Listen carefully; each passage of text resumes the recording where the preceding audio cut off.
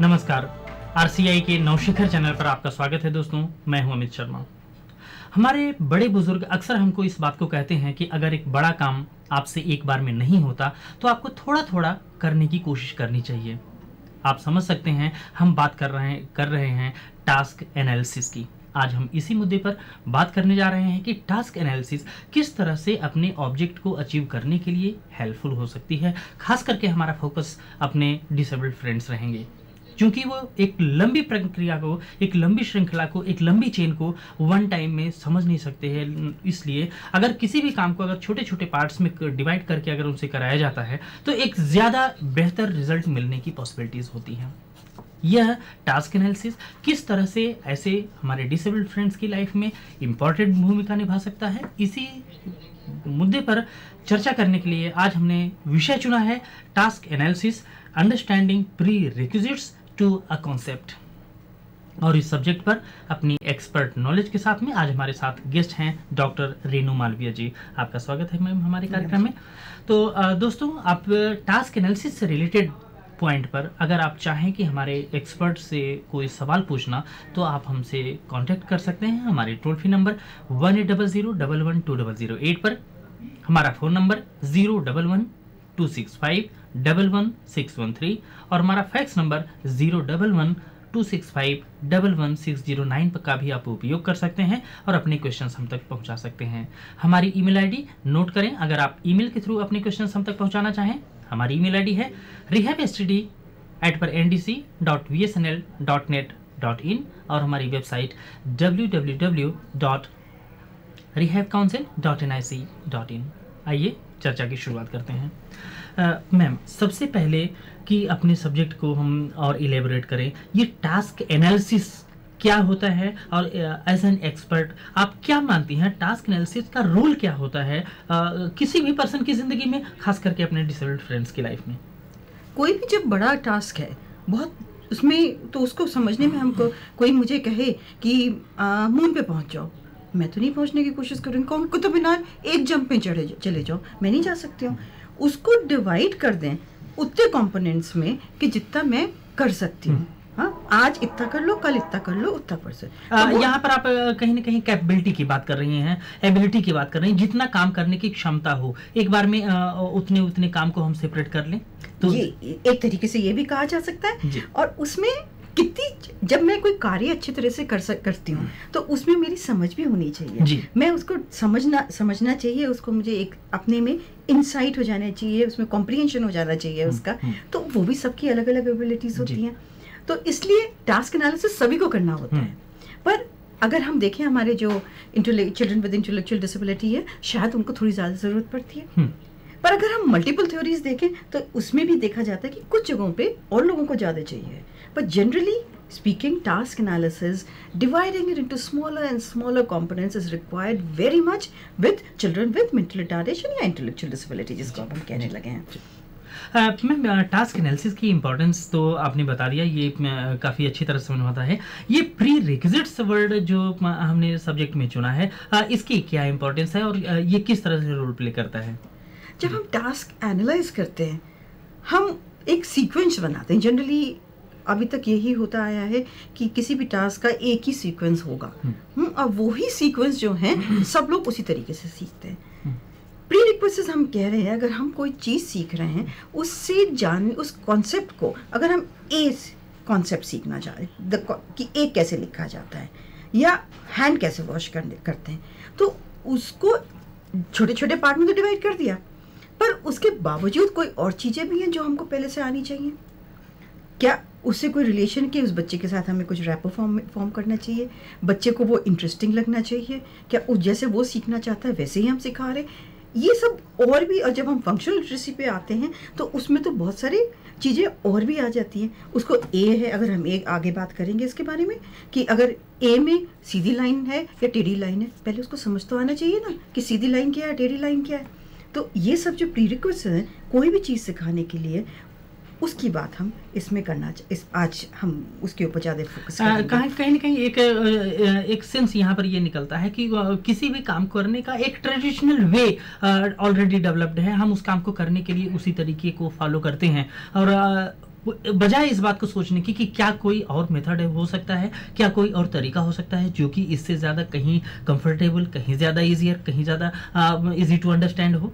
बिल्कुल बिल्कुल। एक प्रोफेसर है मार्क गोल्ड, उन्होंने पूरी इसके ऊपर मॉड्यूल डेवलप किया है और उसको वो कहते हैं try another way. Ji.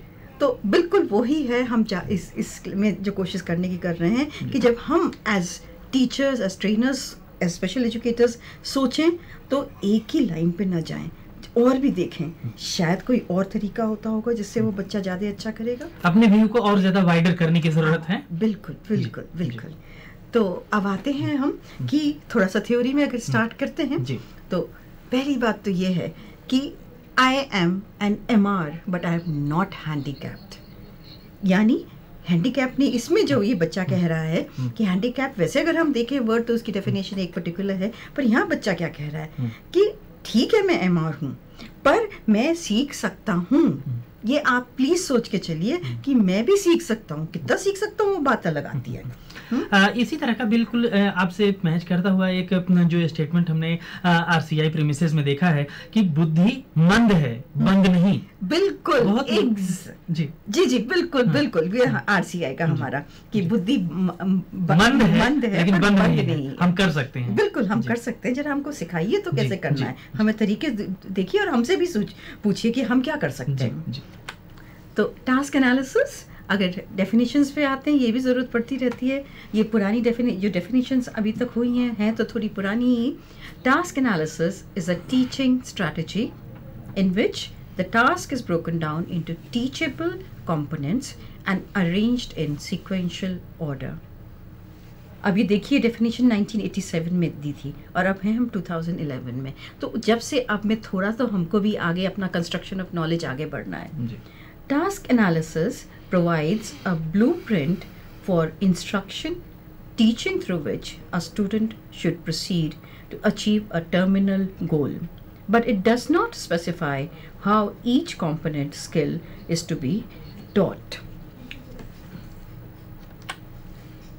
Task analysis approach facilitates the teacher pinpointing the student's functioning level on a specific skill.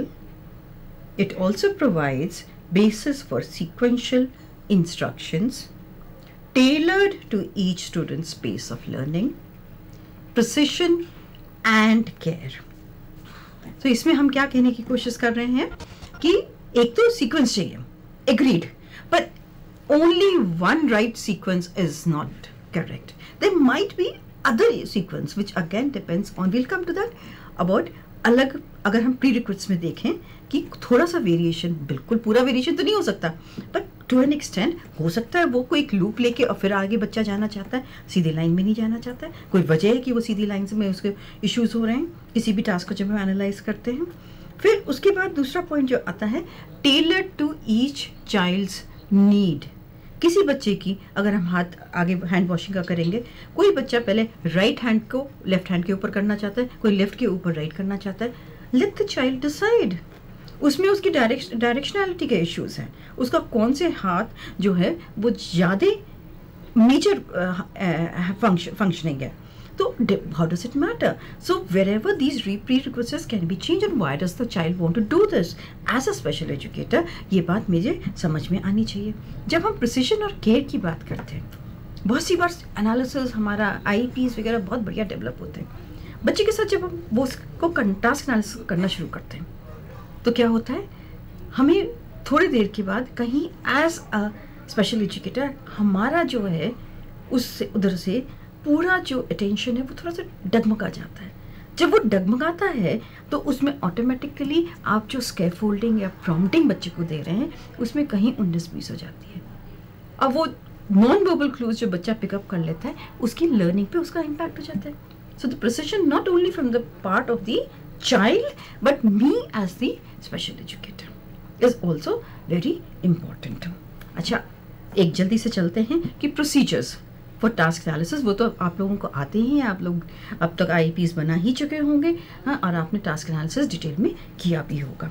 यहाँ पर इसके पहले कि हम प्रोसीजर की तरफ हम प्रोसीड करें, एक चीज़ मैं आपका माइंड कंसंट्रेट करना चाहूँगा इस पॉइंट पर। जो आपने अपनी स्लाइड में सबसे पहली लाइन लिखा है कि task analysis is an approach which facilitates to the teacher, तो स्पेशली हम इस बात को क्या मान करके चलिए, ये टीचर ओरिएंटेड है या स्टूडेंट ओरिएंटेड है? नहीं, ये कहीं मैंने कहाँ लिखा, जी। हाँ, जो टास्क एनालिसिस है वो फैसिलिटेट करता है टीचर को भी और स्टूडेंट की लर्निंग को भी, जी। दोनों। So it's a two way process. जी। टीचर को उसको कैसे, उन कंपोनेंट्स को आगे कैसे ले जाना है, और स्टूडेंट को जिस कॉग्निटिव लेवल पे उस समय बच्चा है, या साइकोमोटर या इफेक्टिव लेवल पे उस बच्चा है, उससे नेक्स्ट स्टेप जो है जितना वो जंप कर सकता है। जी। वही वाली बात टास्क एनालिसिस होता क्या है, जी। अगर देखा जाए कि आप मुझसे कहिए या किसी 2 साल के बच्चे को कहिए कि आप 5 सीढ़ियों से नीचे कूदिए, नहीं कूदेगा वो। आप उसे कहिए अच्छा 1 सीढ़ी से कूदो, तो वो कूद जाएगा। वही है, इतना बड़ा चंक देने की जगह उतना चंक दें जितना वो बच्चा बेयर कर सकता bear है, कर जितना। सकता है, जी जितना उसको स्ट्रेच कर सकते जी हैं हम। जी। तो प्रोसीजर्स पे आए तो प्रोसीजर फॉर टास्क एनालिसिस, ये तो आप लोग सब पढ़ ही चुके हैं। Identifying the terminal objective to be learned as stated in the specific objective, analyse the terminal objective into its essential components. क्या क्या आप माइनर कंपोनेंट्स में उस बच्चे को सिखाना चाह रहे हैं। Arrange the terminal objectives in a sequential order, but the sequential order may vary slightly from child to child, which would depend on many factors. इसको हम डिटेल में करेंगे अभी। Specify the prerequisite skills. Determine the entry level of the skill. यानी किस point पे अब ये बच्चा इस नई स्किल को सीखने के लिए तैयार हो रहा है। Consider the needs for task slicing of component skills. अब ये पढ़ लेते हैं, फिर डिस्कस करेंगे।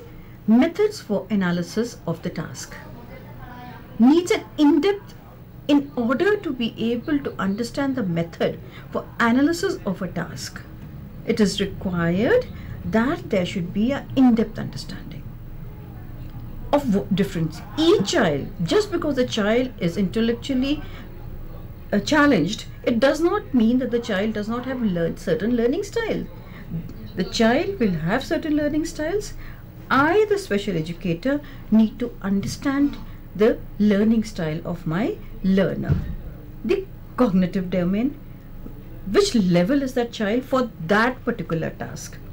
Psychomotor domain, affective domain, motivation, intrinsic and extrinsic motivations. Generally हम लोगों ने ये देखा है कि हम स्पेशल नीड्स में एक्सट्रिंसिक मोटिवेशन के ऊपर ज़्यादा डिपेंड करते हैं। Time out, giving tokens etcetera. Extrinsic motivation अगर बच्चे में हम किसी तरह से एलिसिट कर सकते हैं तो लर्निंग डेफिनेटली जाते हैं। एंड सेइंग दैट नो, ये बच्चा जो है वो खाली एक्सट्रिंसिक मोटिवेशन पे डिपेंड करता है is not actually a very humanistic और constructive approach.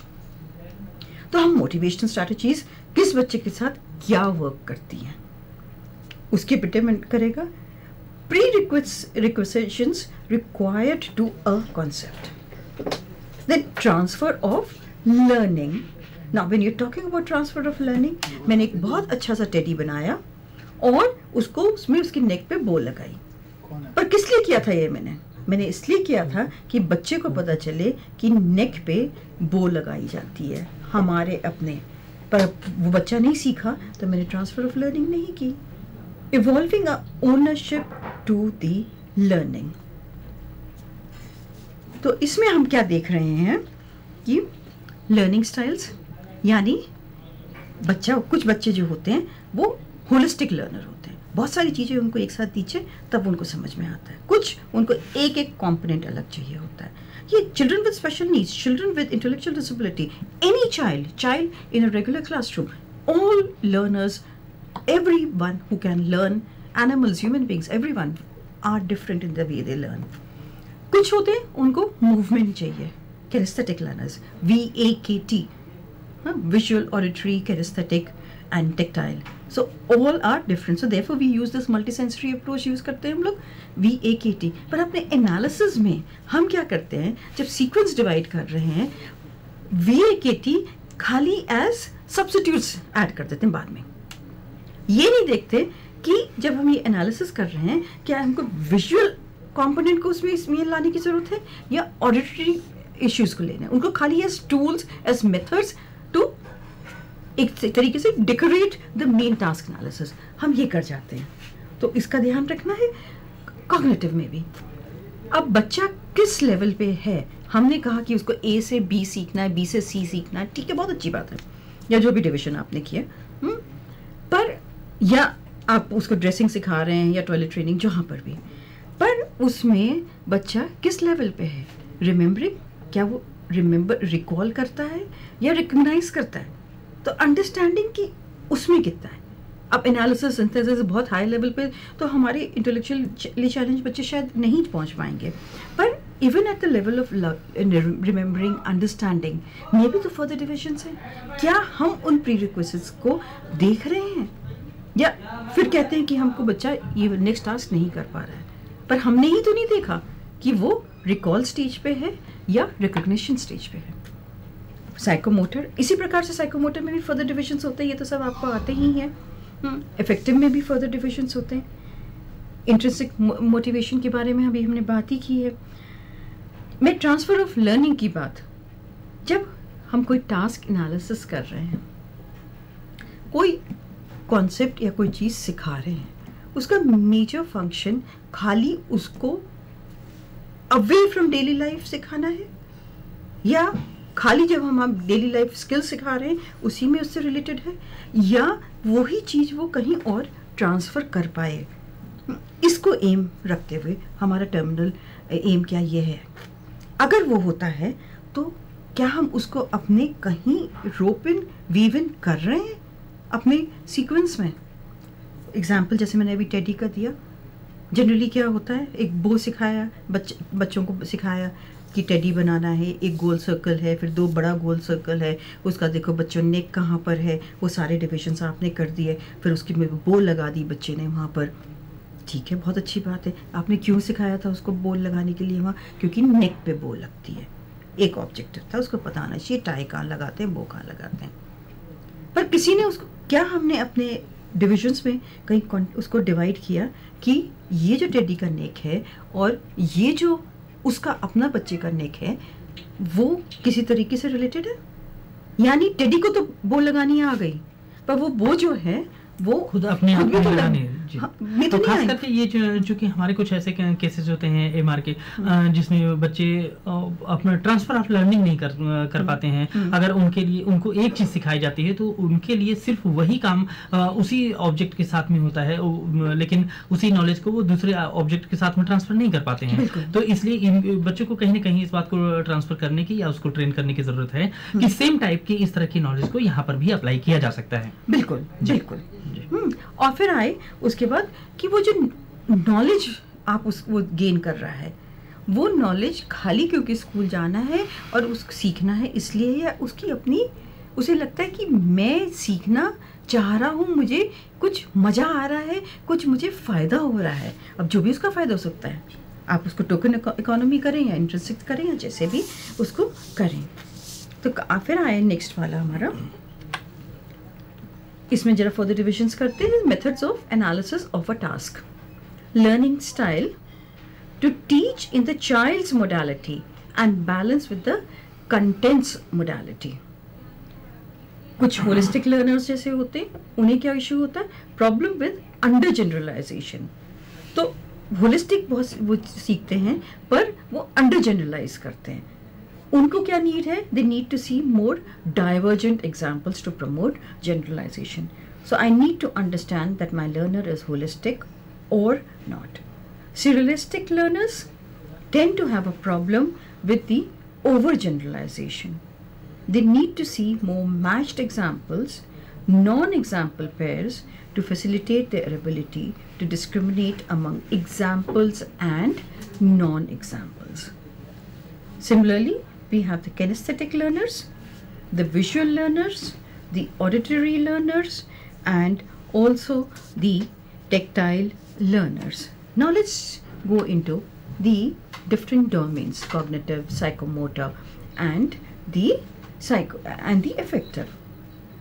When we say the child learns something, cognitive domain, but it is further divided into so many different areas: remembering, understanding, applying, analyzing, evaluating, and creating. Let us just look at one of them, remembering. When I say that my child or the learner with disability has remembered something, what am I saying? I'm saying the child is able to recognize, list, describe, identify, retrieve, name, locate, find. In my task, have I been able to put all these different activities for the learning to be meaningful for the child? Similarly, one can go into understanding, into analysis. Similarly, understanding me. When we say the child has understood how to do an activity, the child can give that example. So interpreting, exemplifying, giving example, summarizing. I have washed my hands. Summarizing. The child at the end of it knows that the child has washed one's hands. Summarizing. Inferring. When the child has not washed one's hand, the child knows I have not washed my hands. Paraphrasing. Classifying. मैंने हाथ धोए हैं पानी से. मैंने हाथ धोए with पानी and soap. Comparing, explaining.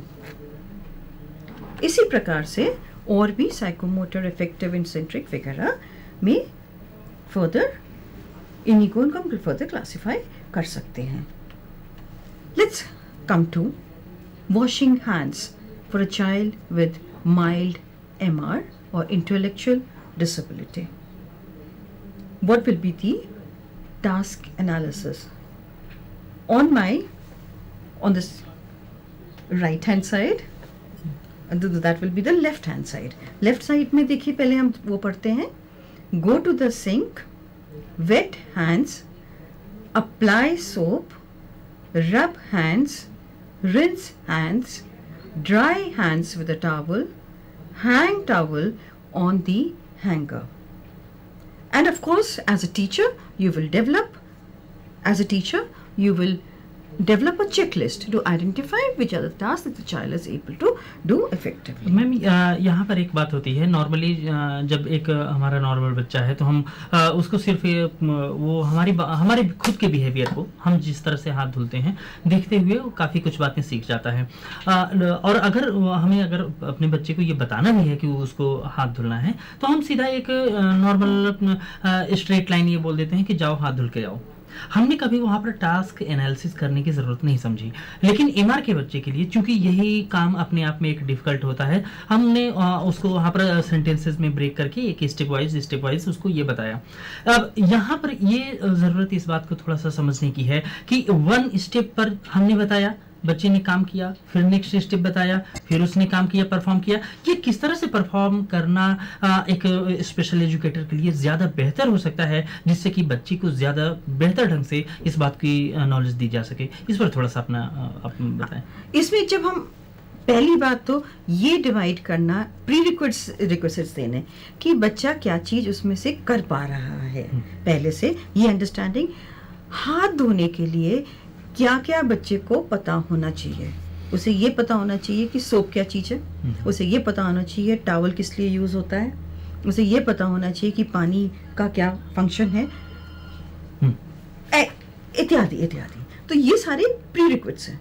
अगर उसको यही नहीं समझ कि सोप क्या है, आजकल वो नया सैनिटाइजर यूज करने लगे हैं सब, वो एक ड्रॉप रखिए उसको हाथ में करिए, तो अब बहुत से लोगों को नहीं पता ये क्या होता है। और खास करके हमारे बच्चे के लिए अगर वो सोप से एक यूज टू है तो उसके लिए इस तरह के ड्रॉपलेट्स वो एक अजीब सी चीज होगी। और उसको भी बहुत से बच्चों को ये वाला सोप पसंद है, तो उनके घर में वही आता है सोप, आप दूसरा सोप यूज किए तो उसको वो लगता है कि ये सोप नहीं है, ये कुछ और चीज है। तो फिर अंडरस्टैंडिंग कि वो सोप का चीज क्या है। उसी प्रकार की कोई चीज आ गई जो कि सोप नहीं है, पर उसमें झाग नहीं आ रहे, उसमें वो वाला टेक्सचर नहीं है, तो वो बच्चे को ये बात प्री कॉन्सेप्ट है कि सोप से हमको हाथ धोना है। नहीं, उसमें टेक्सचर, उसका टेक्सचर कैसा होता है, जब उसको हम मलते हैं तो उसमें से साबुन झाग निकलते हैं, हाँ वो झाग लगते हैं, वो सब उसको प्री कॉन्सेप्ट है या नहीं, हो सकता नहीं है। क्या हमने उस तरफ गौर किया या हमने टेक इट फॉर ग्रांटेड ले लिया कि ये सब चीजें उसे पता होंगी। इसी प्रकार यहाँ पर ये चीज हमको थोड़ा सा अपना ध्यान देने की है कि किसी भी चीज को सिखाने, किसी भी तरह के टास्क को सिखाने के पहले उसकी जो छोटे छोटे कंपोनेंट्स जिसकी रिक्वायरमेंट उस पूरे जॉब में है, वो कहीं ना कहीं हमको इस बात को समझ करके चलना है कि बच्चे को पहले उसके बारे में हमें नॉलेज दे देनी है, उसके बाद में ही इस तरह के टास्क को हमको परफॉर्म करने के लिए आगे बढ़ना चाहिए। जो हम करंट लेवल देखते हैं उसमें हमें ये भी तो देखना है कि नॉलेज देने से पहले ये आइडेंटिफाई करना कि क्या क्या चीजें उसे समझ है जी। क्या उसे ये क्लियरिटी है कि जो सिंक होता है, हैंड वॉश जो होते हैं वो सिंक में होते हैं, अगर सपोजिंग हम ये कहते हैं, तो वो सिंक कहाँ पर मिलेगा उसे, क्या हमने इस चीज को आइडेंटिफाई किया है। तो सबसे पहले आप कह रहे हैं उसको हैंड वॉश करना है, आप उसको लेके वहां पर सिंक तक ले जा रहे हैं, पर अगर आप चाहते हैं उसको एज ए प्री रिक्विजिट कि वो कहीं और ट्रांसफर ऑफ लर्निंग हो, तो उसे पता रहे कि कहाँ पर जाना है और कहाँ पर सिंक होता है, तो वो प्री रिक्विजिट्स के लिए आपने उसको एसेस किया है या वो आपके कंपोनेंट का पार्ट नहीं था, आप हर बार ही उसको लेके वहां तक जाएंगे। तो ये सब जो है वो प्री रिक्विजिट्स जो हैं उनको आइडेंटिफाई करने की जरूरत होती है। दोस्तों आपने देखा जैसा कि हमारी एक्सपर्ट कह रही हैं कि किसी भी तरह की ट्रेनिंग बच्चों को देने के लिए उसकी कुछ प्री रिक्विजिट्स होती हैं। हमको इस बात को बच्चों को ट्रेन करने की जरूरत है उसके पहले ही कि बच्चे उन बेसिक चीज़ों से रूबरू रहें, उनको जानते रहें कि ये क्या होता है, कैसे होता है, इनका यूज़ क्या होता है। उसके बाद में ही उस तरह के काम को वो ज़्यादा बेहतर ढंग से परफॉर्म कर पाएंगे। इससे और ज़्यादा हम क्या टास्क एनालिसिस में और क्या सीख सकते हैं उसको जानने की कोशिश करेंगे। अभी ले रहे हैं एक छोटा सा ब्रेक।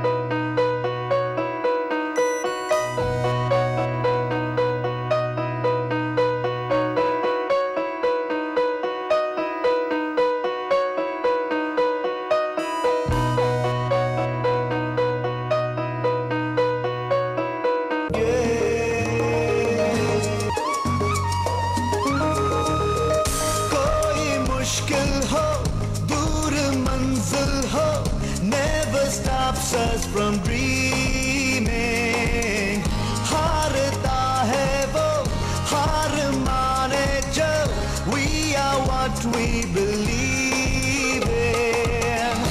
हम धरती को अंबर से मिला दे, हम उड़ सकते हैं, उड़कर दिखा दे, हम छू ले सितारों को. We can touch the sky. आशा के पंखों पे we can and we will fly. We can and we will fly.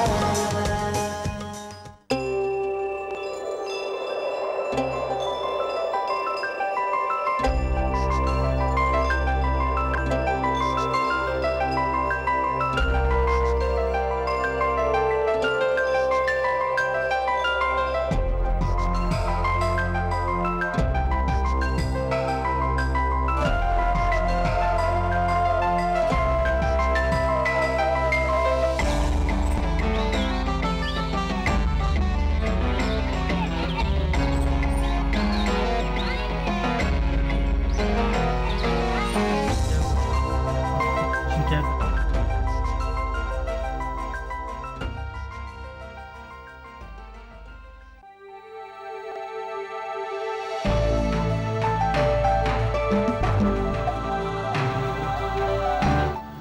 Welcome back friends. आज हम चर्चा कर रहे हैं टास्क एनालिसिस के लिए.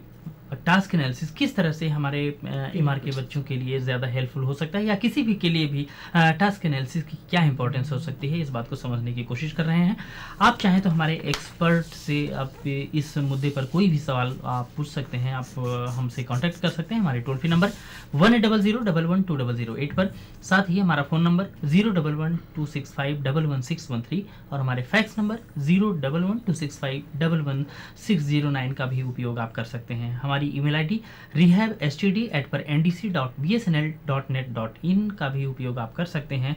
साथ ही हमारी वेबसाइट www.rehabcouncil.nic.in पर भी इन हमारे प्रोग्राम से रिलेटेड कोई भी इंफॉर्मेशन आपको मिल सकती है. आइए हम चर्चा को आगे बढ़ाते हैं. मैम, अभी हमने वॉशिंग हैंड्स के बारे में डिस्कशन किया था, और जहाँ पर कि हमने डिफरेंट उसके सेगमेंट्स को समझने की कोशिश किया कि किस तरह से इस टास्क को ब्रेक किया जा सकता है, छोटे छोटे कंपोनेंट्स में तोड़ा जा सकता है. यहाँ पर एक चीज़ थोड़ा सा ये है कि क्या हम एक पर्टिकुलर वे, एक फिक्स जिस तरह से कहें ट्रेडिशनल एकदम सिस्टम बन गया है कि हम इस तरह से हाथ धुलने के लिए, या नए नए हम अप्रोचेज या नए नए तरीके हम इस्तेमाल कर सकते हैं. खास करके ये एक चीज़, हम इस बात को कैसे जज करें, कैसे इस बात को पता लगाएं कि बच्चे को कौन सा मेथड ज़्यादा बेहतर सूट करता है, कौन सा तरीका वो ज़्यादा लाइक करता है, इस बात को हम कैसे पता लगाएं. जी, इसके लिए यही जो आज का हमारा मुद्दा है, टास्क एनालिसिस मेन मुद्दा नहीं है, पर उसके लिए प्री रिक्विजिट्स क्या चाहिए, बच्चे की पर्सनालिटी में क्या है, हमारे एनवायरनमेंट में क्या है, और उसके अकॉर्डिंग चेनिंग करवाना है, सीक्वेंस फॉलो करना है.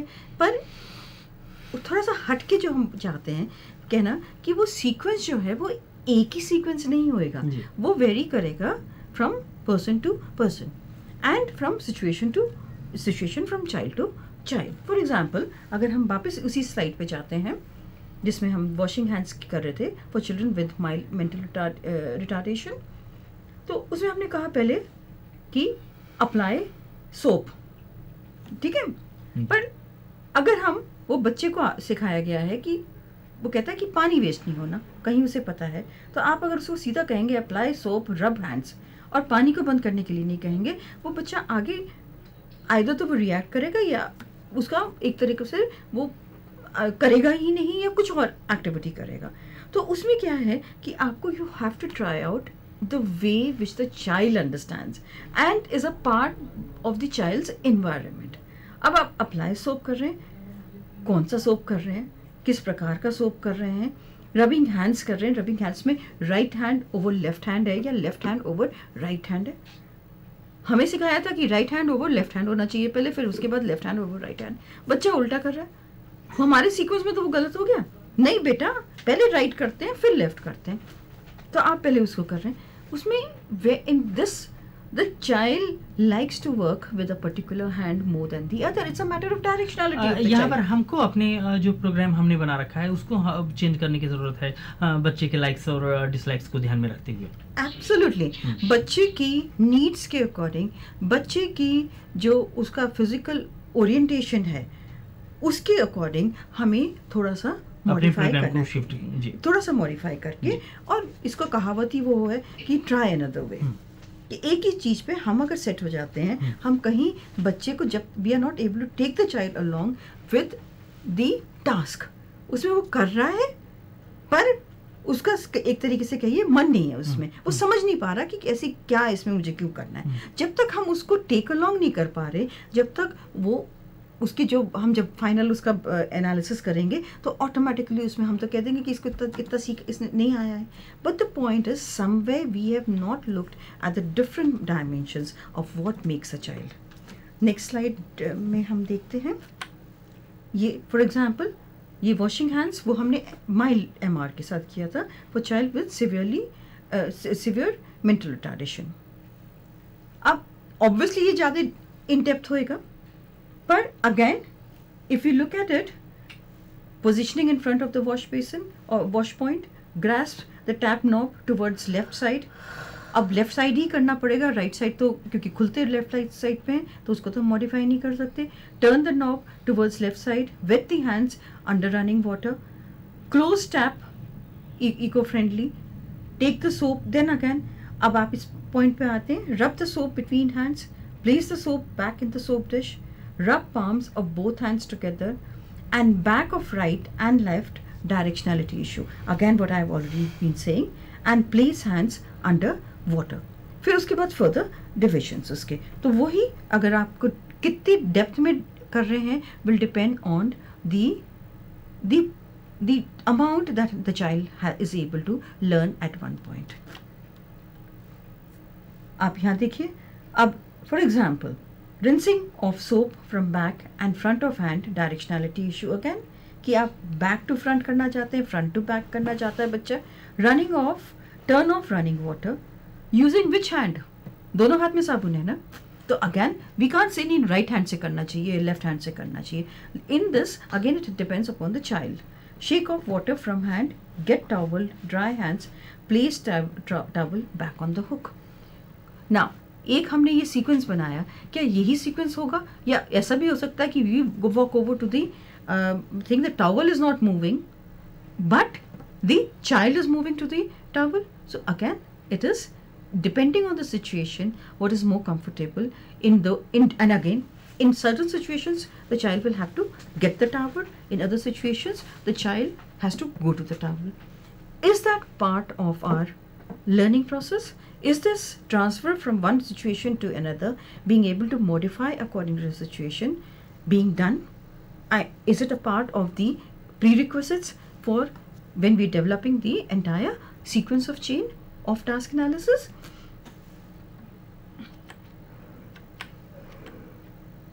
So, the content task analysis emphasizes the importance of the task. What makes up the task itself is perhaps the most basic information for being able to train, teach, learn, whatever you want to call it. Taking in the other's perspective, taking in the child's perspective. Example, एक बच्चे को सिखा रहे थे, अभी recently किसी class में हो रहा कि white teeth, जब when you brush your teeth, the end product of brushing was when you brush your teeth, if you do not brush your teeth, वो येलो हो जाते हैं। सारा हो गया, ब्रश कैसे करते हैं ये सब, वो पहला कॉम्पिटेंट था।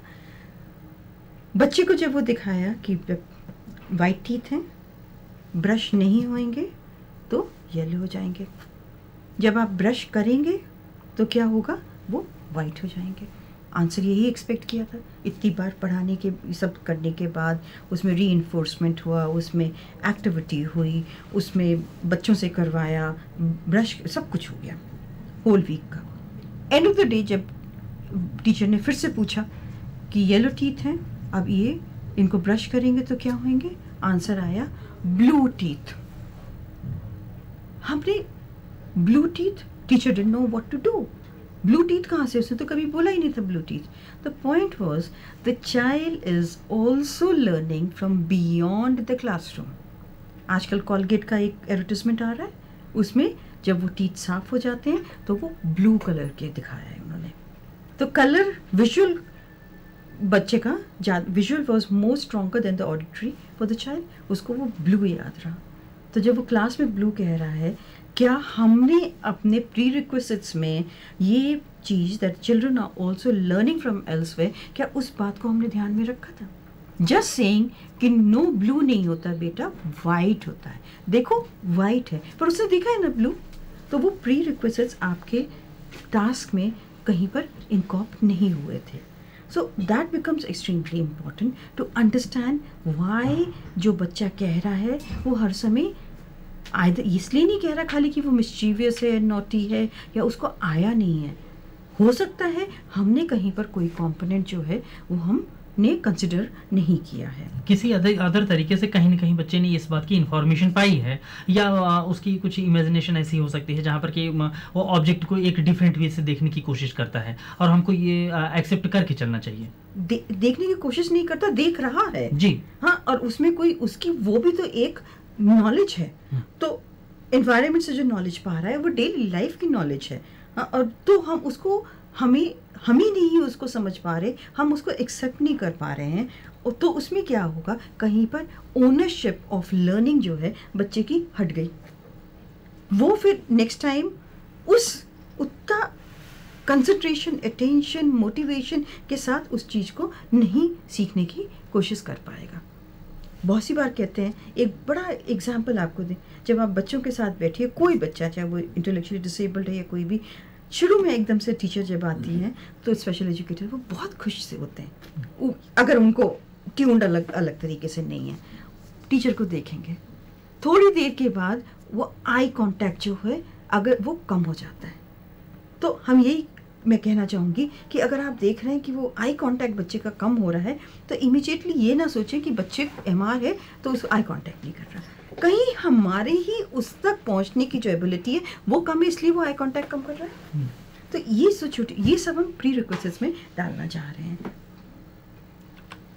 अब इसको देखिए, अब आते हैं थोड़े से फंक्शनल लिटरेसी की तरफ। पेयरिंग, इसमें क्या है, 2 स्टार्स हैं और एक और कोई फिगर है। बच्चे से पूछे विच डज नॉट बिलोंग, बताइए क्या आंसर है। कोई बच्चा कहता है कि the red star does not belong, कोई कहता है the different figure does not belong. अब हमने इसमें 2 कॉन्सेप्ट्स आ गए ना, शेप एंड द कलर। अब आपने कौन सा प्री रिक्विजिट्स आपने आइडेंटिफाई किया है कि बच्चे को शेप आता है या कलर है, कौन सा उसका स्ट्रॉन्गर कंपोनेंट है, और वो क्लासीफाई आप कर रहे हैं शेप के अकॉर्डिंग, और एक्सपेक्ट कर रहे हैं कि बच्चा जो है वो अकॉर्डिंगली आप वो भी समझ गया। पर क्या शेप उसका ज़्यादा अंडरस्टैंडिंग है उसके पास या कलर की ज़्यादा अंडरस्टैंडिंग है, आप उसको तो आपने नहीं समझा। तो ये सब उसमें इस पर्टिकुलर केस में वो प्री रिक्विजिट्स का आया। अब ये देखिए, पेयरिंग ऑफ नॉलेज करते हैं हम, ट्रांसफ़र ऑफ नॉलेज करने से पहले। अब इसमें देखिए 9 + 5 सीनियर क्लास मतलब फंक्शनल लिटरेसी में, तो आंसर पीछे लिखा है 14। पहली बार पेयरिंग नहीं हुआ, दूसरी बार हो गया, जितनी बार आपने किया वो पेयरिंग हो गया। पर नेक्स्ट टाइम जब आप ये दिखाते हैं 9 × 5, तो वो अगर फिर से 14 कहता है, तो कहीं हमारी कहाँ पर प्री रिक्विजिट्स में गड़बड़ी है। क्या उसको साइन क्लियरली समझ में नहीं आया है, क्या उसको डायरेक्शनैलिटी समझ में नहीं आई है, स्लांटिंग लाइन समझ में नहीं आई है। आफ्टर ऑल प्लस और मल्टीप्लाई के साइन में वेरिएशन क्या है, खाली थोड़े से एंगल का तो है, थोड़ा सा इसको और 45 चेंज करिए प्लस बन जाता है। तो कहीं उसको स्लांटिंग लाइन और हॉरिजॉन्टल एंड वर्टिकल लाइन में तो प्रॉब्लम नहीं है, और वो हम सोच रहे हैं कि ये तो बच्चे को आता ही है। तो going back around the concept and understanding what are the possibilities which is causing this to happen is extremely important. Pairing हर बार 14 कह देते हो, 14 कैसे हो सकता है? 14 तो इसलिए हो सकता है कि वो पेयरिंग आप ही ने तो करवाई थी पहले, पर एज अ स्पेशल एजुकेटर कहीं मैं भूल गई कि ये पेयरिंग उसने रिमेंबर करके रोट लर्निंग से कहीं कर लिया है. तो रोट लर्निंग में क्या हुआ, जब हमने रिमेम्बरिंग वाला एरिया किया था कॉग्निटिव डोमेन में, हमने कहीं आइडेंटिफाई नहीं किया था कि रिमेम्बरिंग में वो कौन सा है, क्या वो आइडेंटिफिकेशन स्टेज पे है, कि वो ट्रांसफ़र कर पा रहा है, क्या वो उसको कॉन्सेप्ट को समझ पा रहा है, वो सारे हमने फर्दर डिविजन्स किए थे क्या. तो इसीलिए हो सकता है ये गलती बच्चा कर रहा है.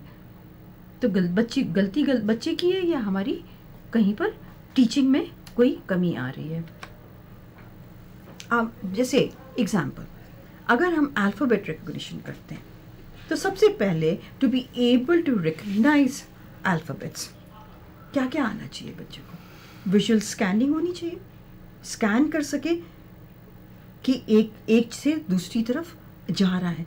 We take it for granted कि बच्चा स्कैन तो करेगा ही, पर नहीं हो सकता कर रहा. 3 डायमेंशनल 2 डायमेंशनल फिगर है, आफ्टर ऑल 3 डायमेंशनल नहीं है. Visual tracking, visual discrimination and figure ground perception.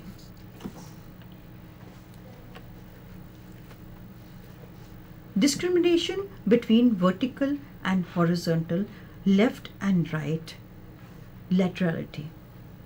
तो जब तक बच्चे को horizontal lines का visual scanning, उसका visual discrimination और वगैरह उसको नहीं आता है, जब तक क्या होगा कि बच्चा जो है वो हॉरिजॉन्टल लाइंस को नहीं समझ पाएगा. इसी प्रकार से वर्टिकल लाइंस, विजुअल स्कैनिंग आनी चाहिए. अगर ए सीखना है तो उसको ये सारी चीज़ें समझ में आनी चाहिए. आनी पड़ेंगी तो नहीं कहेंगे ना. विजुअल स्कैनिंग उसको हॉरिजॉन्टल लाइंस की, विजुअल स्कैनिंग उसको वर्टिकल लाइंस की, visual tracing ability of horizontal line H, तो ये वाला लाइन और ये वाली लाइन, तो tracking from here to here will also have to be there.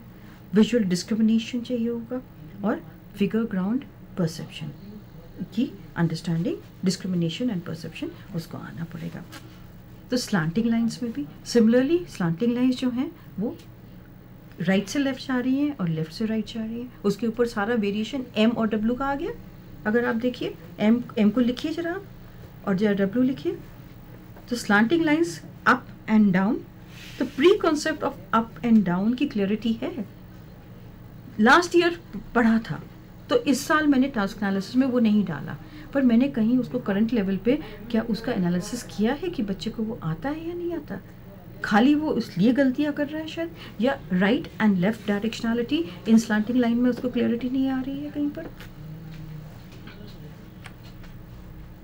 जब तक उसको स्टैंडिंग एंड, ये फिगर्स देखिए जरा, इसमें देखिए स्लांटिंग और स्लीपिंग लाइंस है, पोजीशन फर्क है.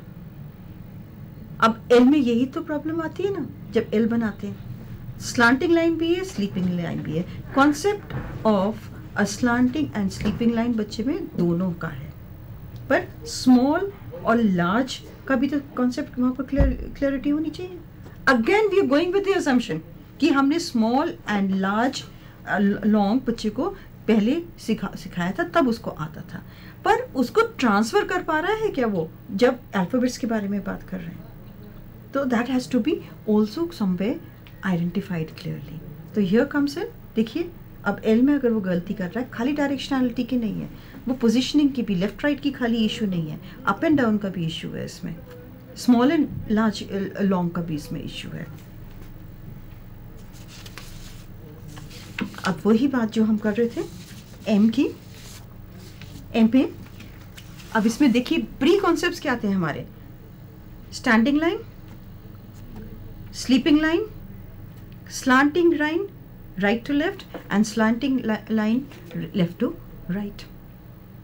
अप एंड डाउन का understanding that centre and periphery, ये उसमें क्या ये सब हमने प्री कॉन्सेप्ट्स में क्लैरिटी देखी है कि बच्चा ये समझ पा रहा है उसको कॉन्सेप्ट अंडरस्टैंडिंग है या रूट लर्निंग है उसके ऊपर।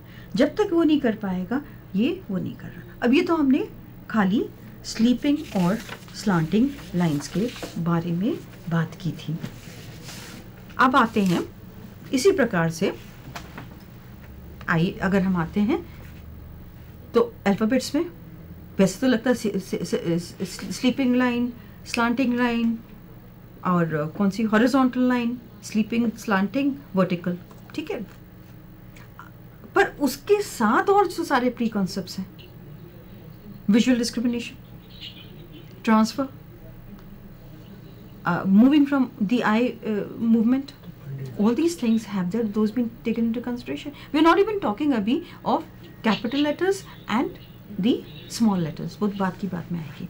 इसके बाद आए हमारी curves, circle, understanding that there is a circle में the points are different from as in the case of a standing line, पर दो ही पॉइंट्स होते हैं एंड में, पर वो ऐसे मूव करता है और उसके मूवमेंट में कहीं पर बीच में कोई कोना नहीं होना चाहिए।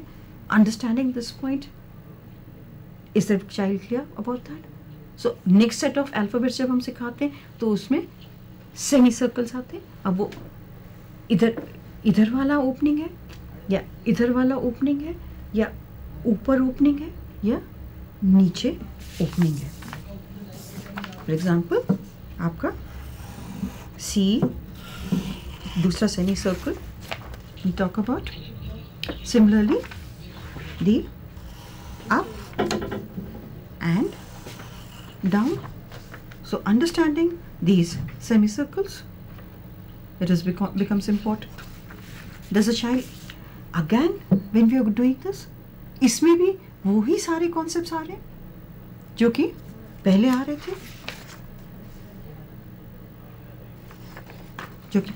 थे, पहले तो इसमें पहले बच्चा ये सीख रहा है, फिर उसके बाद इसका आप यू गो विद अजम्पशन कि ये चीज बच्चे को समझ में आ गई है तो ये ऑटोमेटिकली आ जाएगी। नहीं, उसमें प्री कॉन्सेप्ट्स क्या है, सारा विजुअल ही फर्क है खाली, और डायरेक्शंस फर्क है, उसमें स्कैनिंग फर्क है, सो मेनी अदर थिंग्स जो कि उसमें फर्क है, मूवमेंट, मोटर कोऑर्डिनेशन उसमें फर्क है।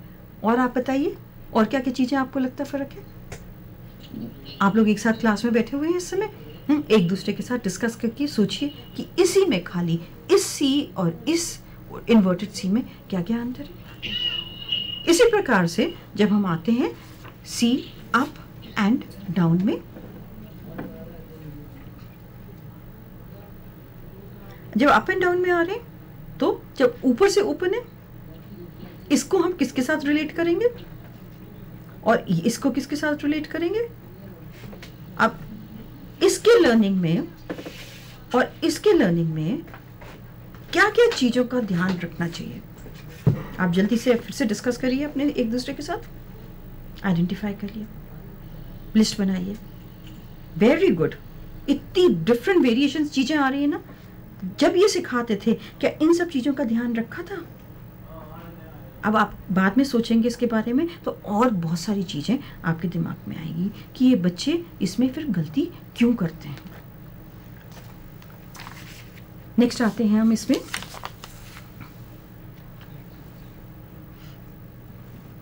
Visual, so open ended and closed ended curves.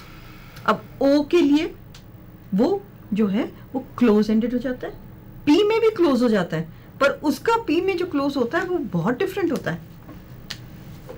अब एक नेक्स्ट है visual closure, form constancy, understanding कि बच्चे को विजुअल क्लोजर समझ में आ रहा है या नहीं आ रहा है।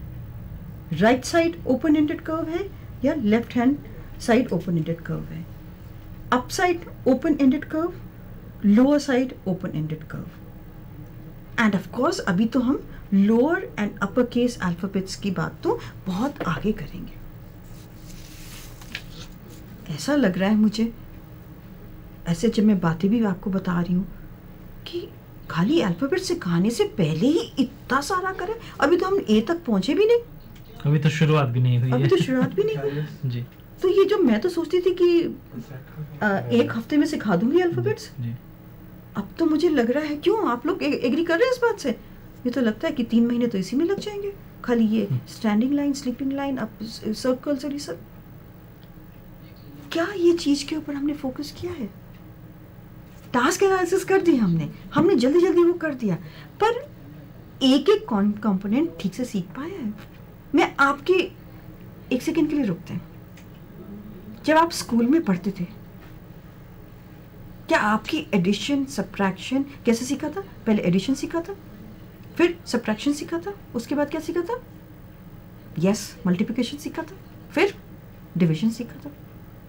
ठीक है ना? जितने स्ट्रॉन्ग आप एडिशन और सब्ट्रैक्शन में हैं, क्या उतने ही स्ट्रॉन्ग आप मल्टीप्लिकेशन और डिवीजन में हैं?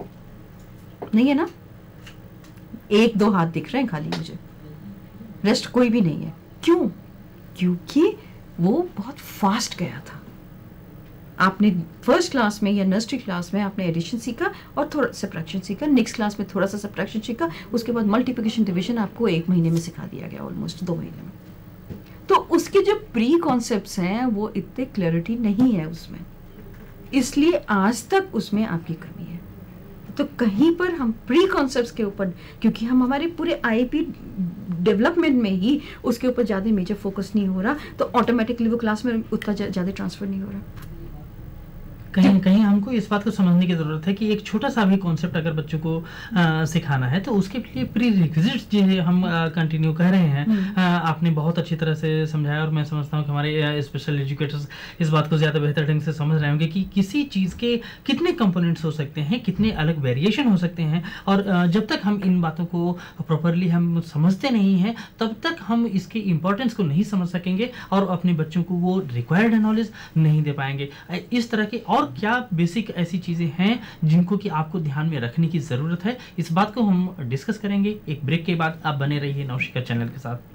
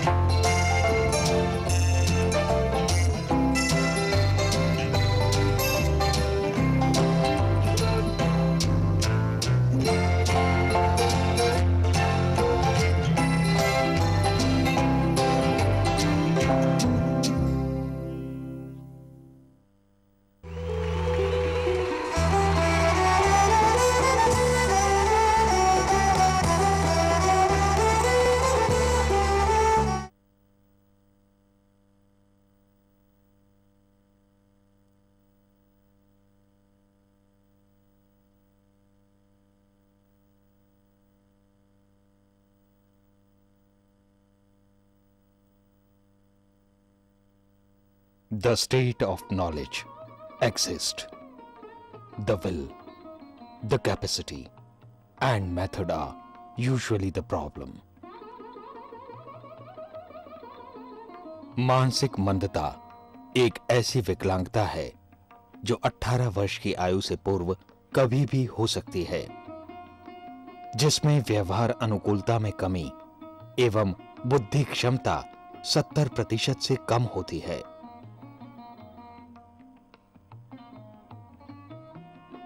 Alone we can do so little. Together we can do so much. भारतीय पुनर्वास परिषद द्वारा देश भर में पंजीकृत केंद्र इस बात को प्रमाणित करते हैं। NIMH प्रादेशिक केंद्र नई दिल्ली एक ऐसा ही केंद्र है जहां छात्रों को प्रशिक्षण दिया जाता है।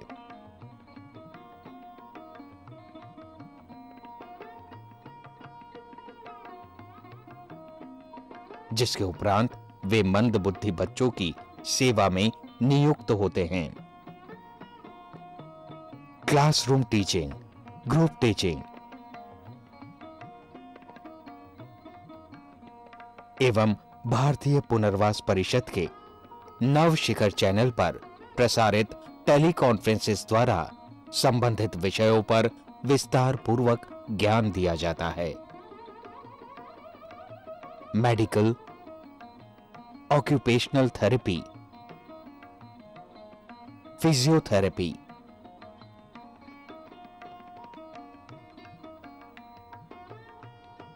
स्पीच थेरेपी,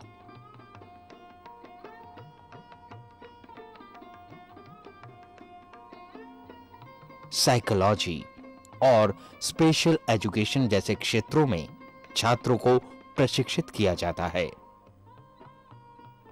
प्रयोगात्मक अनुभव एवं अभ्यास के लिए टीचर ट्रेनिंग प्रोग्राम के उपरांत छात्रों को मंदबुद्धि बच्चों के साथ कक्षाओं में नियुक्त किया जाता है और इंडिविजुअलाइज्ड एजुकेशन प्लान का भी आधार बनाया जाता है, जिससे वे संपूर्ण शिक्षा एवं चिकित्सा शैली को समझ सकें।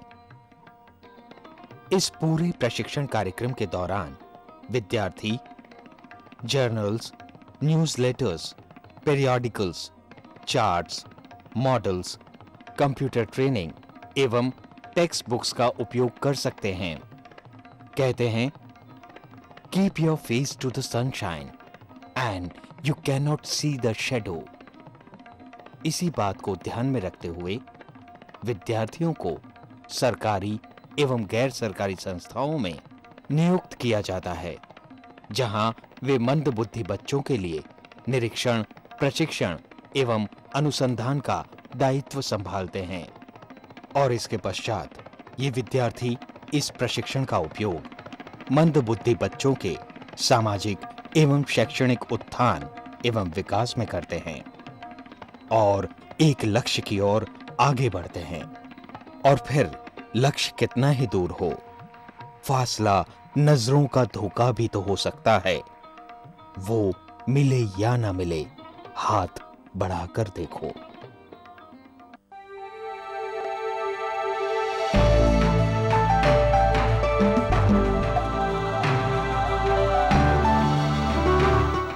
Welcome back friends. हम चर्चा कर रहे हैं टास्क एनालिसिस के ऊपर कि किस तरह से ये एक मल्टी डायमेंशनल हो सकता है। अभी जैसा कि ब्रेक में जाने से पहले आपने देखा कि हमारी एक्सपर्ट ने बताया कि एक छोटे से सी को एक डिफरेंट तरीके से लिखने में कितने डिफरेंट उसके एंगल्स हैं, जिस पर कि हम कभी भी सोचते भी नहीं हैं कि एक ही जैसे दिखने वाले जो काम होता है, अगर उसको हम ज़रा सा चेंज करते हैं तो उसमें कितने डिफरेंट कंपोनेंट्स चेंज हो जाते हैं, कितने डिफरेंट डायमेंशंस उसमें ऐड हो जाते हैं। निश्चित रूप से इन छोटी से छोटी बातों को अगर हम बहुत अच्छी ढंग से सीखते हैं, समझते हैं, तो अपने बच्चों को इसी नॉलेज को ट्रांसफ़र करने में हमें काफ़ी ज़्यादा आसानी हो सकती है। इसके अलावा और कौन से ऐसे कंपोनेंट्स हो सकते हैं, उनको हम समझने की कोशिश करेंगे। इससे पहले कि हम चर्चा को आगे बढ़ाएं, एक बार फिर मैं आपसे कहना चाहूंगा कि अगर आप हमारी एक्सपर्ट से इस मुद्दे पर कोई भी सवाल पूछना चाहें तो आपका स्वागत है।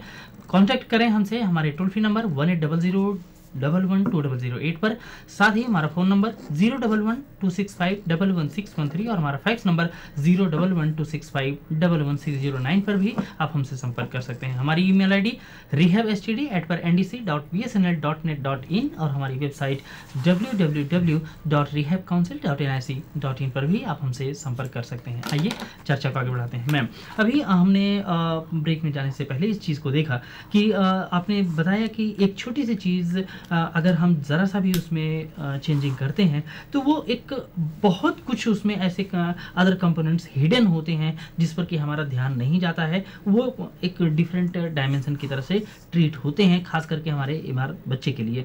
और इस तरह से और कौन सी चीज़ें हो सकती हैं जिसको कि एक स्पेशल एजुकेटर को ध्यान में रखने की ज़रूरत होती है? अभी उसी को चलते हैं, आगे करते हैं। अगर हमने यहाँ पर किया था कि सी, अब यहाँ पर ऊपर से सर्कल खुला था, नीचे से खुला है इसमें, राइट। अब इसी चीज को अभी तो हमने एक यहाँ पर देखिए नीचे से खुला है, तो अनटिल अनलेस बच्चे को ये क्लियरिटी है अप डाउन क्लोजर एक्सेट्रा की, जब तक ये बच्चा नहीं कर पा रहा। फिर पेयरिंग का इशू आया, आप इससे आप डब्ल्यू बनाते हैं, आप कहते हैं कि एक ऐसा सर्कल बनाओ, उसको 2 बार एक साथ बनाना है।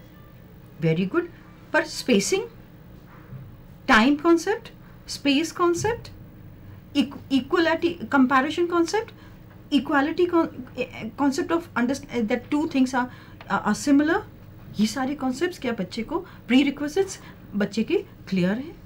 तो जब हम कहते हैं कि डब्ल्यू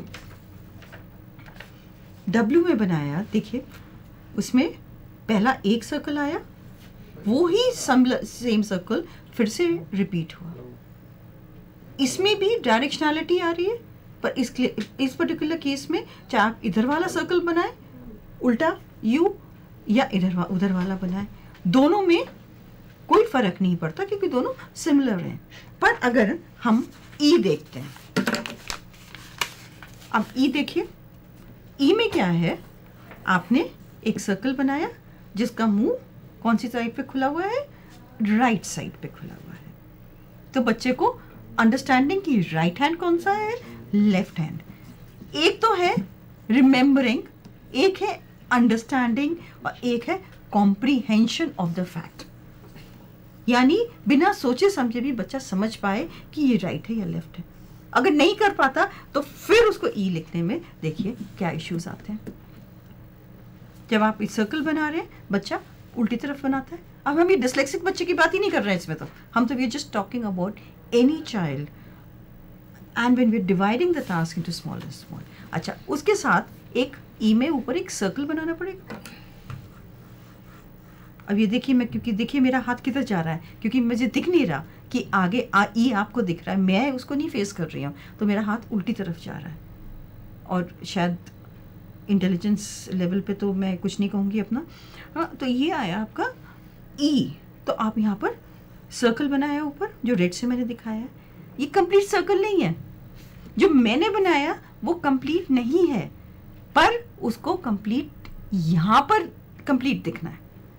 मैंने यहाँ से स्टार्ट करके और यहाँ तक गई हूँ मैं, और ऊपर का जो पार्ट था उसको पूरे उसके सी में से मैंने ले लिया है ना। तो क्लोजर का इशू आया। तो can you see how many points which will cause a child not to be able to write effectively. और इसमें हम खाली जब हम टास्क एनालिसिस में बहुत सी बार करते हैं गलती हो जाती है, या जब हम अपने एनालिसिस में देखते हैं कि बच्चे को नहीं आया, पर क्या वजह थी, इन डेप्थ उन सारे इश्यूज को हमने कहीं पर आइडेंटिफाई किया। क्या हमने इन सब चीज़, अगर बच्चे को क्लोजर की इश्यूज हैं, नहीं उसको उसे समय लगता है उसको क्लोजर सीखने में। सर्कल यानी आप ये बताइए ये क्या चीज़ है, अभी बताती हूँ, दिखाती हूँ मैं आपको। 2 मिनट रुकिए। ये बताइए ये क्या है, दिख रहा है ना आपको, ये वाला बताइए। सर्कल है? श्योर, सोच लीजिए फिर से। सर्कल नहीं है ना? है, सोच लीजिए।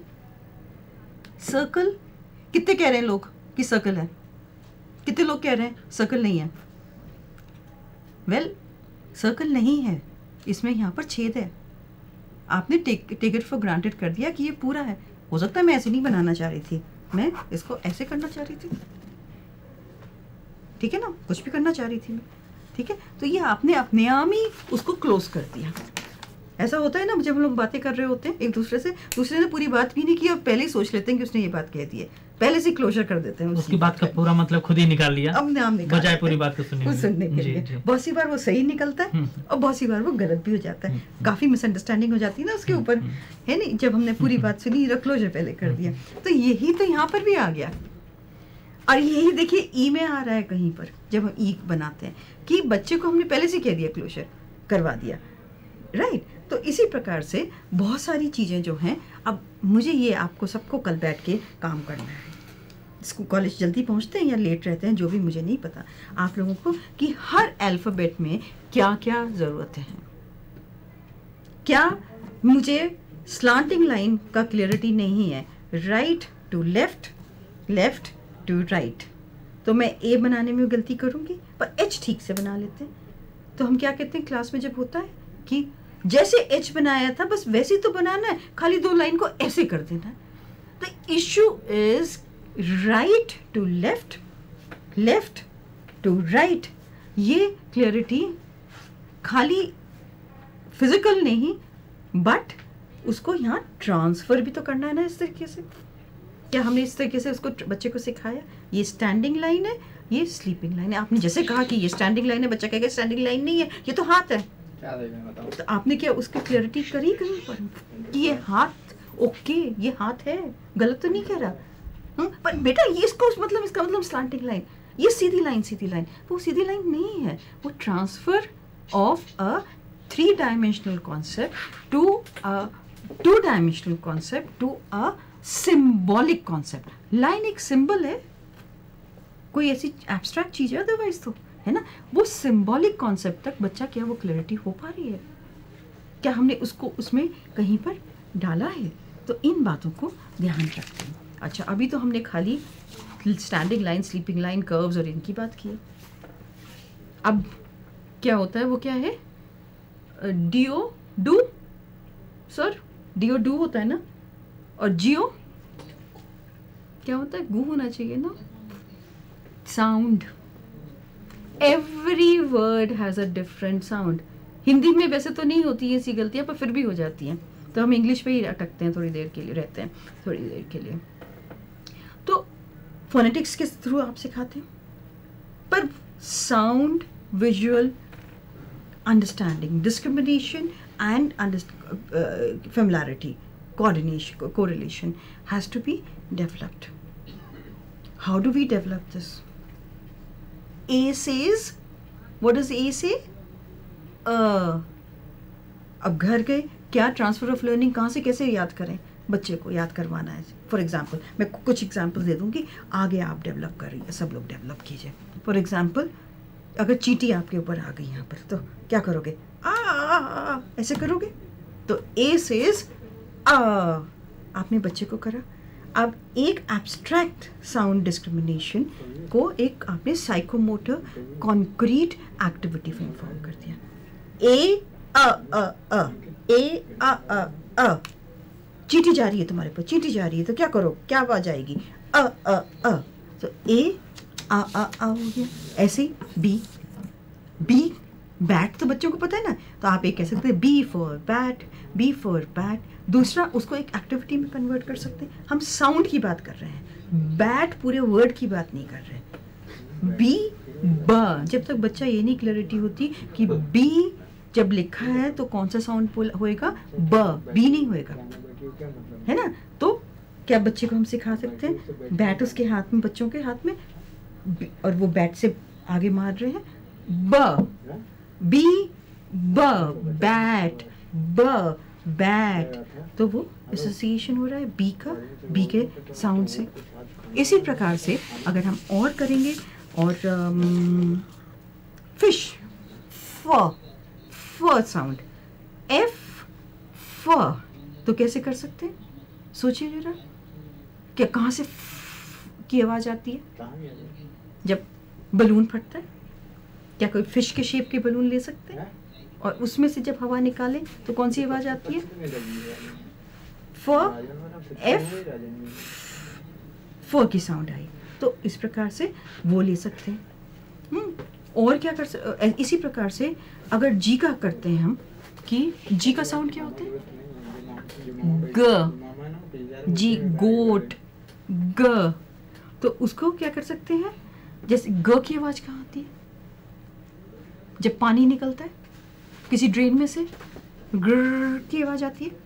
तो कोई ड्रेन में जब अगर बच्चे बाथरूम ले जा रहे हैं उनको, या कहीं ले जा रहे हैं, वहाँ अगर पानी लग रहा है तो जी ग, अब वो हर बार वहाँ जाएंगे उनको ग, तो वो साउंड एसोसिएशंस उनके वहाँ पर डेवलप होते चले जाते हैं। इसी प्रकार से डी का साउंड क्या हुआ? ड्र, ड्र, ड कहाँ पर आएगा साउंड? किस में, कौन से वर्ड में आता है? ड्रम. तो डी, ड्र, ड, तो ड्रम मार रहे हैं जब, ड्र. तो इस प्रकार से क्या इन चीज़ों में कौन कौन से कॉन्सेप्ट्स डेवलप हो रहे हैं, क्या इसमें प्रीरिक्विजिट्स क्या चाहिए, उसको इवॉल्व कैसे करना है, और क्या चीज़ें उसमें कनेक्ट हो रही हैं, क्या उन सब चीज़ों को हम ध्यान में रख सकते हैं. आते हैं हम नेक्स्ट पे. ग्लैड सबको आता है. प्रीरिक्विजिट्स फॉर अल्फ़ाबेट्स ये आप देखिए, जैसे फॉर एग्जांपल जो मैं अभी बातें बता रही थी. Wriggle fingers above elbow as if ants are crawling on you and say pretend to hit a ball with a bat and say burr. C K K. Raise hands and clap and say K K K. Clap. Beat hands up and down as if playing a drum and say duh, druh. Pretend to tap an egg on the side of a pan and crack it into the pan. Let hands gently come together as if toy fish is deflating and say spiral hand down as if water going down the drain and say grr. Hold hands in front of mouth, pointing as if you are out of breath and say H says ha.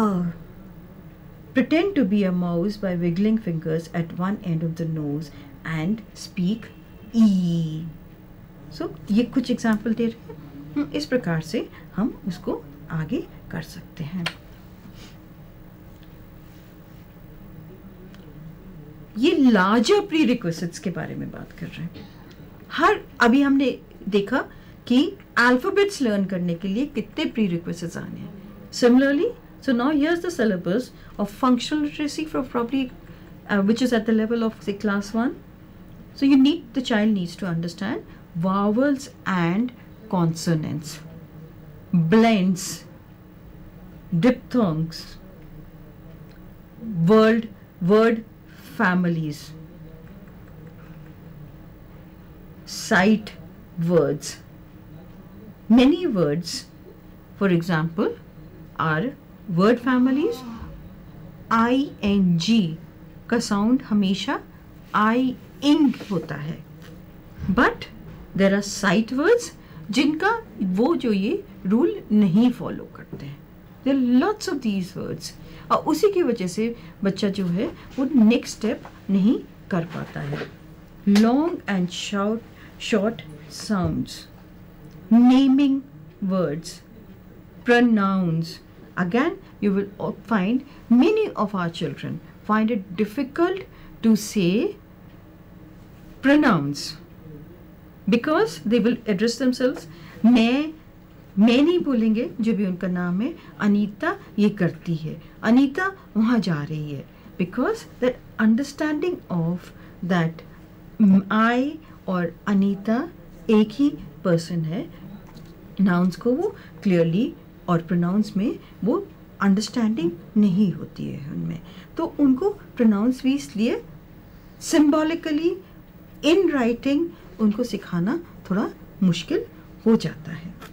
तो इसी प्रकार से हम अब पूरा continue करके पूरा कर सकते हैं. इसमें जो कॉन्सेप्ट्स आ रहे हैं कि वावल्स और कॉन्सोनेंट्स, क्या बच्चे को ये क्लैरिटी है कि वावल्स कहाँ यूज होते हैं? आप बताइए. कोई शब्द हो सकता है जिसमें वावल नहीं है? है वर्ड्स? बताइए. नहीं है ना.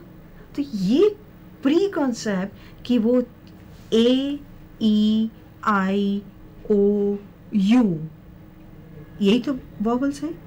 खाली अगर इन वॉवल्स को हम हटा दें तो कोई वर्ड ही नहीं है फिर तो हर वर्ड में इनमें से कोई ना कोई होना जरूरी है? क्या ये एक understanding, not remembering, understanding level पे, कॉग्निटिव लेवल की अभी मैं 2 ही लेवल्स की बात कर रही हूँ, आगे का तो हम जा ही नहीं रहे। Remembering, understanding, comprehending, analysing, synthesising. तो खाली रिमेम्बरिंग में further was listing, naming and so on so fourth. क्या ये ही बच्चे को क्लैरिटी है? जब तक वो क्लैरिटी नहीं होगी, जब तक उसकी स्पेलिंग्स में मिस्टेक्स होंगी, और वो रोट लर्निंग से ही उनको ठीक से कर पाएगा। तो ये अगेन क्या इन प्रीरिक्विजिट्स के ऊपर हमने इनफ फोकस किया है? क्या साउंड्स के ऊपर इनफ फोकस किया है? तो ये जो क्लैरिटीज हैं ये हार्ड वेरी इंपॉर्टेंट हो जाती हैं। अब फिर जी बताएं। इसके बाद आपके नेक्स्ट आते हैं कि जब हम एक्शन वर्ब्स हैं, एक्शन वर्ब्स अगर सेंटेंस सही बनना है तो उसमें एक्शन वर्ब की ज़रूरत है। तो सिटिंग क्या है, स्टैंडिंग क्या है, एक तो बुक में आपने सब कर दिया कि ये देखो सिटिंग कौन कर रहा है, ये कर रहा है। सिटिंग करते ये शब्द क्या है, ये सेंटेंस है द बॉय इज सिटिंग, पर बहुत सी बार उसको हम ट्रांसफर नहीं करते। बच्चे को बैठो, बैठते कैसे हैं? हाँ, ये बैठते हैं, इसका क्या मतलब हुआ?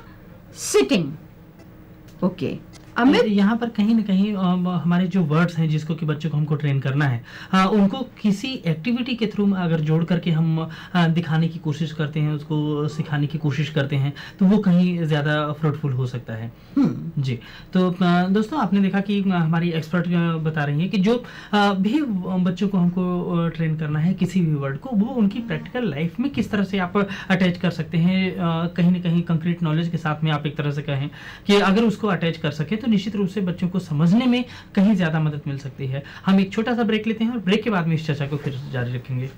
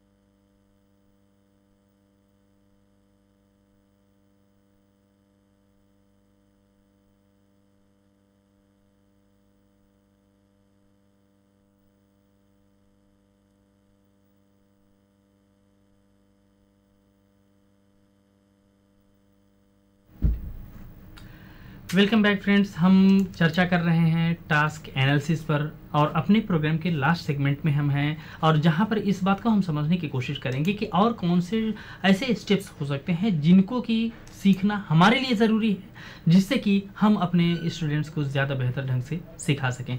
टास्क एनालिसिस के इसी दौर में मैं एक बार फिर से आपसे कहना चाहूँगा कि आप हमारी एक्सपर्ट से अगर कोई सवाल पूछना चाहें इस सब्जेक्ट से जुड़ा हुआ तो आपका स्वागत है। आप हमसे कांटेक्ट कर सकते हैं हमारे टोल फ्री नंबर 1800-112008 पर, हमारा फ़ोन नंबर 011-265-11613 और हमारा फैक्स नंबर 011-265-11609, जिस पर कि आप हमसे संपर्क कर सकते हैं, अपने सवाल हम तक पहुंचा सकते हैं। हमारी ईमेल आईडी भी नोट करें, rehabstd@ndc.bsnl.net.in और हमारी वेबसाइट www.rehabcouncil.nic.in। आइए चर्चा को आगे बढ़ाते हैं। मैम, अभी हम ध्यान दे रहे थे कि यहाँ पर टास्क एनालिसिस के थ्रू कि एक ही चीज़ को सिखाने के लिए हाँ कुछ प्रीरिक्विजिट्स क्या होते हैं जिनको कि सिखाना बहुत ज़्यादा ज़रूरी होता है किसी भी दूसरे स्टेप पर जाने के पहले। और साथ में हमने इस चीज़ को भी देखा था कि जब कुछ वर्ब्स हैं या कोई भी एक्टिविटी है, कोई भी साउंड है, तो वो प्रैक्टिकल लाइफ में उस तरह की साउंड कहाँ पर निकल रही है, अगर उसको हम वहाँ से रिलेट कर सकें तो हमारे स्टूडेंट्स कहीं ज़्यादा बेहतर ढंग से उस वर्ड को समझने पर जो है ध्यान दे सकते हैं, समझ सकते हैं। इस तरह के और कौन से ऐसे स्टेप्स हो सकते हैं जिनको कि हमारे स्पेशल एजुकेटर्स ध्यान दें और जिससे कि वो ज़्यादा बेहतर ढंग से टीचिंग कर सकें? जी, हमने इसी को अगर हम चीज़ इसको आगे ले जाएं, इंग्लिश के बारे में हम भी बात कर रहे थे, फिर मैथमेटिक्स पे थोड़ा सा गौर कर लेंगे कि इनिशियली ये अभी तक हमने आइडेंटिफाई, मैंने कोशिश करी थी दिखाने की कि basic word formation, different words को understanding, alphabets, word, various type of words, sentences को करने से भी पहले कितने सारे प्रीरिक्विजिट्स की आवश्यकता होती है। वो प्रीरिक्विजिट्स को उनको किस तरीके से रिलेट करें अल्फ़ाबेट्स के साथ, वर्ड्स के साथ एंड सो ऑन। ये नेक्स्ट स्लाइड में हम आइडेंटिफाई वो करते हैं कि सीक्वेंशियली क्या, जनरली हम सीक्वेंशियली कौन सी स्टेप बाय स्टेप आगे बढ़ते हैं। पर इसमें भी मैं अपने स्पेशल एजुकेटर्स से यही कहूँगी कि अगेन एक सीक्वेंस से मैं बता रही हूँ इसको। क्या आपको लगता है, आपके एक्सपीरियंस से, आपके बाद एनवायरनमेंट में जब आप बच्चों को करते हैं, कि आपको लगता है कि नहीं ये पहले करना चाहिए, तो आप क्या ट्राई आउट डिफरेंटली कर सकते हैं? क्या आप एक क्रिएटिव तरीके से उस बात को सोच के आगे उभारने की कोशिश करेंगे? एक्शन वर्ड्स, तो अभी तक हमने पहले ये किया था कि प्रोनाउंस तक। प्रोनाउंस में अब शुरू में जो था इट वॉज ईजियर, कोई भी चीज़ पहले पढ़ानी ज़्यादा आसान होती है क्योंकि हमें उसकी समझ बेटर होती है। Action words, doing words, sitting, dancing, running, क्या हम इसको मल्टी सेंसरी अप्रोच VAKT के थ्रू इनको डिफ्रेंशिएट कर पा रहे हैं? क्या इनकी लर्निंग स्टाइल्स बच्चों की डिफरेंट हैं, उनको हम इनकॉप्ट कर पा रहे हैं? Describing words, adjectives such as beautiful, tall, bad, sad, etc. Opposites, जब हम opposites की बात करते हैं, अभी हमने एक मैथ्स का एग्जाम्पल लिया था, उसमें भी तो opposites की ज़रूरत पड़ रही थी। तो खाली बहुत से ये प्री कॉन्सेप्ट जो होते हैं वो सब्जेक्ट इंटर रिलेटेड भी हो रहे हैं। वन एंड मेनी, अब एक एस लगा दिया तो बहुत सारी कैट्स कैसे बन गई? आप क्या बच्चा ये क्लियरली समझ पा रहा है कि सिंगुलर से प्लूरल करने के लिए एक एस से ही फ़र्क पड़ जाता है? अभी एक बिल्ली थी, अभी बहुत सारी बिल्ली हो गई। कैपिटल वर्ड्स एंड पंक्चुएशन, जब हम बच्चों के लिए रिसोर्स रूम के लिए भी कंटेंट बनाते हैं तो वन एंड मेनी जब कर रहे होते हैं या एक उसके नंबर चार्ट बनाते हैं, क्या करते हैं? वन, उसके साथ एक एलिफेंट बना दिया, 2 2 फ्लावर्स बना दिए, 3 के साथ हमने डक्स बना दी, 3 डक्स बना दी। आप देखिए कहीं हम रियलाइज़ नहीं करते हैं, शायद कहीं हम भूल कर जाते हैं कि इसमें बच्चे के अंडरस्टैंडिंग में कुछ फ़र्क पड़ रहा है कि पहले हाथी आया, फिर डक आई, फिर उसके बाद कुछ और चीज़ आ गई, फिर कुछ और आ गया, और हम सोचते हैं हम नंबर बढ़ाते जा रहे हैं, बच्चे को समझ में आ गया। क्या ये प्री कॉन्सेप्ट हमको क्लैरिटी, बच्चा पेयरिंग कर रहा है ना, ऑटोमेटिकली पेयरिंग कर रहा है, उसका ब्रेन वही काम नहीं करता जो हम उसको कहते हैं करने के लिए, वो अपने आप भी बहुत सारी चीज़ें करता है। जैसे अभी एग्जाम्पल दिया था कि वाइट टीथ को बच्चा ब्लू टीथ कह रहा है, तो उसके एनवायरनमेंट से तो वो लर्न किया था ना, तो ये भी तो पेयरिंग हो सकती है। एलिफेंट जो होते हैं वो 1 होते हैं, डक्स जो होती हैं, आपने 2 डक बनाई थी 2 के साथ, तो डक्स जो होती हैं वो 2 होती हैं, फिश जो होती हैं वो 3 होती हैं। तो एक कहीं पर हमने ये रियलाइजेशन नहीं हुआ कि सारे चार्ट में एक ही चीज़ होनी चाहिए थी। अगर एलिफेंट्स है तो सारे एलिफेंट्स होने चाहिए थे, फ्लावर्स है तो सारे फ्लावर्स होने चाहिए थे। तो कहीं पर ये क्लियरिटी नहीं हो सकती, में गलती है। अगर हम फिर एक बार अल्फाबेट पे वापस जाते हैं, हम वो बनाते हैं सैंड पेपर के, उसमें कहीं पर ABCD बनाया हमने, बच्चे को दिया, इधर उधर हमारा दिमाग चला गया या हम कुछ और काम में लग गए, अल्फाबेट ट्रेस करो बेटा, बच्चा ट्रेस कर रहा है। आपने उसको D दिया, आपने दिया में आपने जो बनाया था सैंड पेपर का, तो उसमें एक स्टैंडिंग लाइन थी और एक सर्कल था जो कि लेफ्ट हैंड साइड पे खुला हुआ था, वो D बना ज्वाइन करके। अब जब बच्चे ने उसके ऊपर ट्रेसिंग की, उसने उल्टा कर लिया, जहाँ पर वो जो स्टैंडिंग लाइन थी वो स्लीपिंग लाइन बन गई, और D उसका सर्कल जो था वो ऊपर से ओपन, जो कि स्टैंडिंग लाइन से स्लीपिंग लाइन से बंद है। अब जो प्री कॉन्सेप्ट बच्चे के दिमाग में बैठा D का, वो आपने जो चाहा था उससे बहुत डिफरेंट हो गया। अब फर्स्ट कॉन्सेप्ट, जो प्री कॉन्सेप्ट उसके दिमाग में जो बैठ गया है, उसको इरेज करके और उसको री इन्वेंट करना में वो कंप्लीट इरेज तो होता नहीं है, कंप्लीटली रब ऑफ तो नहीं होएगा, उसका कुछ रूडिमेंट्री फॉर्म कहीं ना कहीं रह जाएगा। तो इसलिए ये छोटी छोटी गलतियां भी ऑफन प्री रिक्वेस्ट में हम देखते नहीं हैं। Coming to the next one, sentence formation, simple sentences, jumbled words and sentences made of 2 words, sun plus flower equal to sunflower, rain plus bow equal to rainbow. Comprehensions, listening of the story, based on the story, simple questions, oral and written, fill in the blanks and so on, and then composition. So this is how we can, this division इसको हम further भी किया जा सकता है, पर हम इसको यहीं पर ही रोकेंगे और आगे चलते हैं हम नेक्स्ट स्लाइड के पास। अभी तक हमने क्या आइडेंटिफाई किया कि जो नॉलेज है, जो हमारे इस प्रकार से एक पिरामिड के जैसे बेस में बहुत सारी चीज़ें चाहिए, अगर उनकी अंडरस्टैंडिंग क्लियर नहीं होएगी तो नेक्स्ट जो बेस है वो कहीं पर डगमगाएगा, वो उससे नेक्स्ट कहीं डगमगाएगा। वो एक पेपर का नहीं बनाते, पतले पतले पेपर रख के बच्चे बनाते, अगर बेस स्ट्रॉन्ग नहीं हुआ तो ऊपर से हिल जाता है और वो सारा का सारा गिर जाता है। तो जो प्री रिक्वेस्ट का यहाँ पर जो बेस है, उसकी अंडरस्टैंडिंग कि ये सारा कुछ बच्चे को क्लियरली समझ में आ रहा है या नहीं है, वो हमारे एनालिसिस में breaking up of the task into smaller units में क्या वो कहीं पर रिफ्लेक्ट हो रहे हैं या नहीं हो रहे, उसकी क्लियरिटी होनी हमारे में। फर्स्ट अंडरस्टैंडिंग की क्या क्या पॉसिबिलिटीज़ हैं which are together forming a concept, a unit of knowledge is extremely important. I don't think इतनी डिटेल में ये सब कहीं पर डॉक्यूमेंटेड भी होगा। तो इसका क्या मतलब है, कल के आप लोगों को किताबें बनानी है जिसमें ये सब डिटेल्स डॉक्यूमेंटेड हो, कि समझ में आ जाए next set of special generation की स्पेशल एजुकेटर्स को कि कहाँ कहाँ तक पहुँच सकते हैं। So coming here, in concept learning, a concept, all learners need to see examples and non-examples. ये उसका सही एग्जाम्पल है और ये उसका एग्जाम्पल नहीं है. तो in other words similarities and dissimilarities. Concept formation is like a pyramid.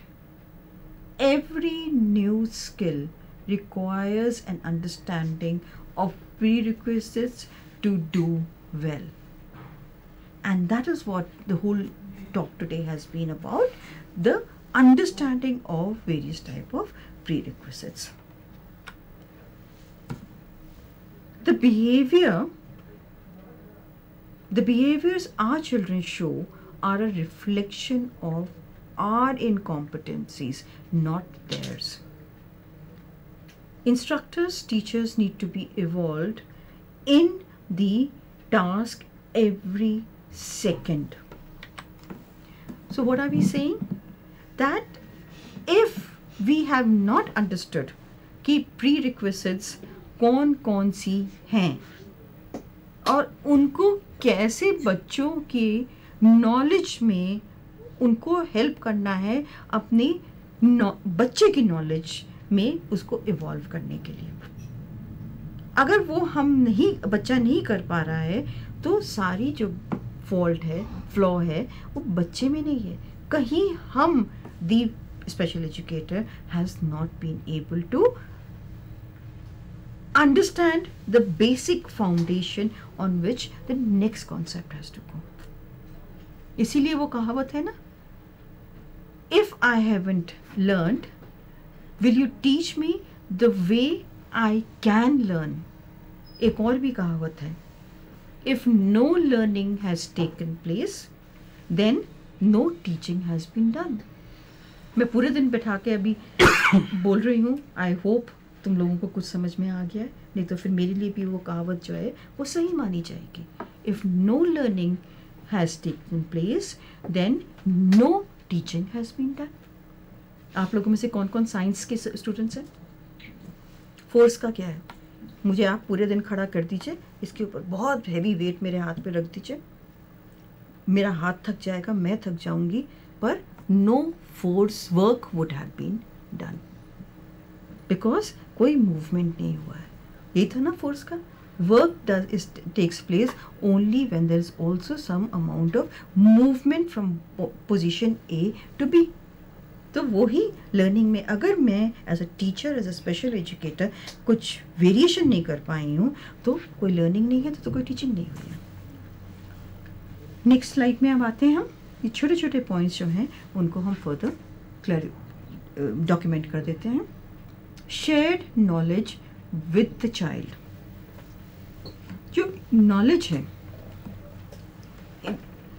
until unless I am giving knowledge, but is the child, the receiver, being able to receive that knowledge? वो कब receive करेगा?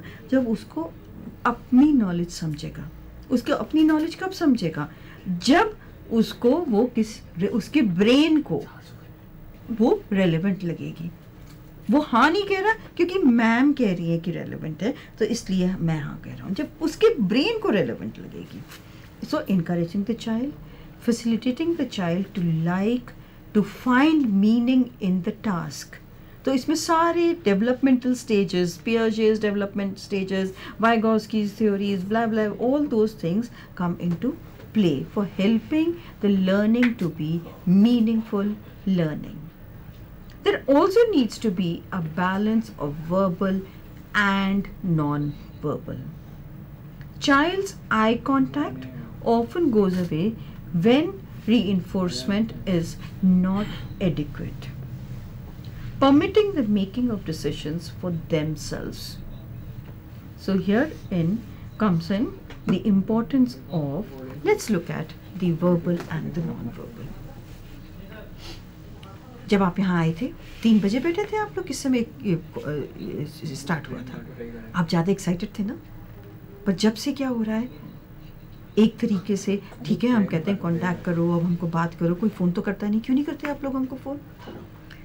Verbal और non verbal one way transmission हो रहा है. थक गए ना? अब मन कर रहा है ना कि अब बस काफ़ी हो जाए, थोड़ा देर उठ जाए. Because the balance between interaction from your side or interaction and verbal and non-verbal communication from our side is not balanced.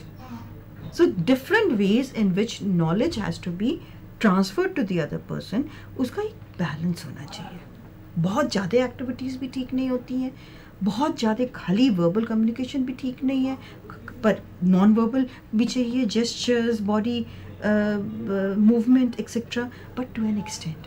ये कहीं ना कहीं इस बात को भी हम ध्यान में रख सकते हैं कि जब टीचर और स्टूडेंट के बीच में इस तरह के टू वे कम्युनिकेशन होता रहता है तो बच्चा तो एक तरह से ये बात उसको ज़्यादा समझ में आ रहा है कि नहीं आ रहा है, टीचर तो इस बात को समझता ही है. कहीं ना कहीं टीचर का अपना फोकस भी इसमें मेंटेन रखने के लिए ज़रूरत होती है. साथ साथ में टीचर को इस बात को समझने में भी मदद मिलती है कि बच्चे के अंदर में जो सब्जेक्ट हम दे रहे हैं, जो नॉलेज हम दे रहे हैं, जिस टॉपिक को हम एक्सप्लेन कर रहे हैं, वह उसके अंदर कितना कंक्रीट हो पाया, कितना वो समझ पाया, ये तब तक समझ में नहीं आता है जब तक कि बच्चे की तरफ से आउटपुट नहीं मिलता है. इसलिए ये टू वे कम्युनिकेशन होना बहुत ज़्यादा ज़रूरी है. एब्सोल्युटली, बहुत ही सर आपने बिल्कुल सही बात कही है. जब तक टू वे कम्युनिकेशन नहीं होगा, ये नहीं अंडरस्टैंडिंग हो सकती है कि इसको हम कहते हैं इवैल्यूएशन, फॉर्मेटिव इवैल्यूएशन, बीच में इवैल्यूएशन, कि जो टीचर कर रही है, बता रहे हैं या कॉन्सेप्ट डेवलप करने की कोशिश कर रहे हैं, ये वहाँ तक पहुँच रहे हैं या नहीं.